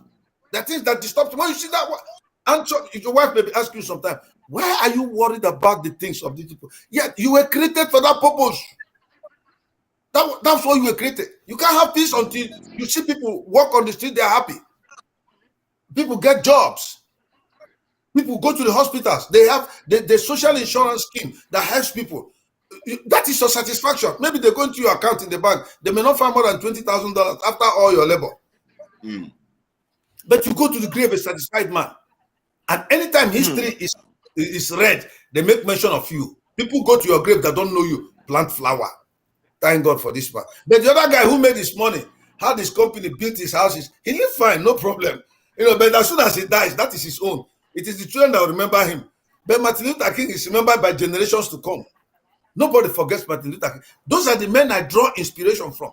Forget about this religious thing that this man is Amotekun is talking about. I only just made an inference. I wasn't using it as a basis. Neither was I trying to convert anybody. No. Rather, whatever I learned from my faith, I should apply it to be of use to humanity. According to Prince Ezem, who is an advocate for humanity. Even though Jesus has been the advocate, he's also an advocate. And God is not stopping him. Why would I stop him? Thank you so much, Pastor. I think we okay. You want to say something? I think I would just say I'm attached on things, but like I said, he doesn't take it on a personal level, and we're all here. And this has definitely been a learning process. Amotekun, are you there? Can you say a few words before we go? Yes, we need to. We just say some just the final, the final statements, before we go. Please, Amotekun, can you just say something, your final words before we go? Can you hear us? Let me just check. Okay, let somebody else talk, and I'll say okay. Him. Prince, please. I think he's snoring. He must be sleeping. He must be tired. He must be tired. Yes. After saying he's Yoruba man and speaking like a Nigerian. No. Mr. Funny. Please go just your final words, please. Thank you, this honorable panel. I thank my fellow Biafrans, and I thank my brothers and sisters who are true Yorubas, who are dignified, honorable Yorubas, proud Yorubas that can't substitute themselves to anything rather than being a Yoruba. I thank you all, those that believe in the creation of God, the power that God has gifted us as human beings to deposit our unique gifts on this planet. So much that he gifted us the unique footprint that none of us must leave this earth without leaving our footprint here. We must not be on top of others' footprints. It's unique because it must be here. You came for a reason. I want to thank you all. And I tell you that the battle is just beginning. The sun that will rise from Biafra and Yoruba land cannot be quelled by man. It's beyond man. And I tell you, whatever they do must bring about Biafra and Yoruba respectively. That's all I want to assure you, because God is in this mission with us. I thank you. Thank you so much, Prince. We appreciate you so much. Please, since you know why, you can go on, please. Okay. Listen, for me, I want to say a big Prince Eze, Ihenacho, my big brother Emeka as well, and to Kelechi to Amotekun. I know he might be indisposed at the minute. He's not. I want to say thank you. Yeah, yeah. So it's a good session. Now, what I want to say above all, please not. I'm appealing to Yorubas and Igbos. Don't fall for the trick, because when you fight each other, you are allowing the constitution to. Don't fall for it. They are playing the game. Before I go, finally, the refinery in Lagos should actually be called a coal refinery, not Dangote. That Correct. land, they didn't pay anything. Nobody said anything. We need to address that. Please, our goal is to capture Citizen why? So, Citizen why? Are you saying they didn't pay anything for that land? That land I see, that vast land. They didn't pay anything. Look, they took people away. I've got people telling me that as we speak, majority of the people who are in there, they are not from Yoruba land. Oh my. Oh my. Take it or leave it. Yesterday, people who are in the know, who are living in the area, told me this. They dug graves of no compensation. Oh my. But nobody. Very vast land. Been there several times. Very vast land. Oh my. Pastor Emeka, please. So let's play in the game. Okay. We must not fight their fight. We need to dismantle that contract. I say thank you very much. I greet my brothers here. We must do this again. We need to awaken up. Very well. This is very well. Very well. Pastor, please. May God help us. Amen. Amen. Amen. Thank you so much. Our people, we are seeing the messages here. We want to appreciate every one of you, for always being here, and for those of you who understand what it means to be on the path of truth, and for those of you who need to be learned and tutored, you keep on. We are going to get there. We're going to get our freedom, and that is our focus. We are determined to get our freedom. And on this platform, you'll always get the truth, and you get the facts of what we're doing. And of course, we're going to come your way again, like this again, next week Friday. But if there's a need for us to come before then, and there's a need for us to converge, we're going to converge, because we want to send messages and keep teaching, and also make sure that our people are sensitized at all times. And that's why we're here. That's what we're dedicated to do. And I want you to understand that the cost of freeing ourselves is critically in our hands. We must change our mindset. We must understand that we have been destroyed mentally. We must begin to change our mindset, or else we're going to struggle for a long time, and before we know it, we're overwhelmed by the enemies. And I want you to understand that the enemy is always around you. You must understand that the basic enemy is also your mind, and you must fight it and get yourself free from that slavery mentally. And then you can see how we can reason together and get to our freedom. I want to appreciate you so much, and I want to thank the panel. I want to thank everyone making our time. We have spent 2 hours, 23 minutes here, and they have been strong. And if not that I'm closing the program now, they are ready to go on and teach our people and enlighten our people. But I believe that we're going to come here again. And of course, even if before Friday we might come, but of course, every Friday we must be here. So I want to thank you, Citizen AY. I want to appreciate you so much, so much, so much. Thank you so much. Thank you so much, Prince Ezem. All is there. Thank you so much. Thank you so much, Pastor Emeka Livingstone. Thank you. Thank you. And Amotekun, thank you so much. We appreciate you so much. We know we took your time, and so you had to go. You were so tired, and so you needed to. Alenora, I've seen your messages. Wonderful. And we're seeing your messages. And of course, Alenora, thank you so much for being here. Okay. If permit me, please, I urge everybody watching, go ahead to Citizen AY there, please. Don't forget. Please go there. Yes, I tried to look for you the other time. We couldn't actually get you. We tried to look for you. I'll send it to you now. I'll send it to you. All right, please, so please do send it. Please do send it. Okay, yes. Kelechi. I'll do that. Yes. Kelechi, may I read a message for Prince? Okay. Prince says, your jealousy and envy for Simon Ekpa will never stop what he's doing. I wonder where that one is coming from. It has no relevance with this discussion, this conversation. That's what I'm telling you. We don't respond to things like that. That's what I'm telling you. It's a problem. Where is this one coming from? This is a Biafra. This is a Biafra. Simon is a Biafra. Pastor Emeka, this person who is writing this has been a strong person here, talking so much good and all of that. And suddenly he changed. So who knows what has come over him? That's why I ignored him. I'm just laughing. When I see his message, I just laugh. Anyways, we don't need to defend. We don't need to argue with such kinds of people. We allow them to continue. We allow them to continue. We don't respond to non-issue.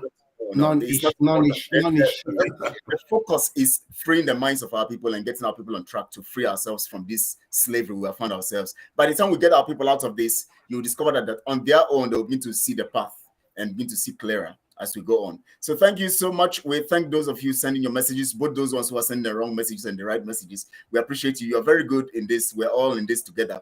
Even when, even as Christ, as good as Christ is, he had people who wanted to stone him every time. So it's good. It's good. It's good. I even saw some people writing against his name. I don't know whether he's now a Biafran, that they are now fighting him. He's not a Biafran, and yet Biafrans are fighting him. So we have it like that. It's always like that, you know. And so it's always going to be like that. So we cannot tell. Can I tell you, you know, my father was a teacher, and one of the things he taught us is never to jump into the mud with pigs, because as soon as you do that, you will start sharing something in common with the pig. Yes. So when the pig is in the mud, just walk past. Okay. Wow. Yeah. Wow. Right. That's right. Wow. Thank you so much. Thank you so much. Thank you all. We appreciate you. We'll see you again. Thank you so much. And please watch this again. Share on all your social media platforms. Let the people get the message. People need to hear this message from the arguments, from everything. Just get the message, because there's so much that are in that has been stored in this particular broadcast that you need to actually really dissect and get some more inspiration from. And of course, from everything. In fact, from the argument, you got more facts, and from some basic truths that you need to work with. So thank you so much, all. We appreciate you. We're going to see you again. God bless you all, and we shall get our freedom. He said, amen. Amen. Say Ashe. Ashe. Ashe. He said Ashe. Amen. Amen. He said Ashe. Thank you. Thank you. Bye. Have a nice day, everybody. Shalom.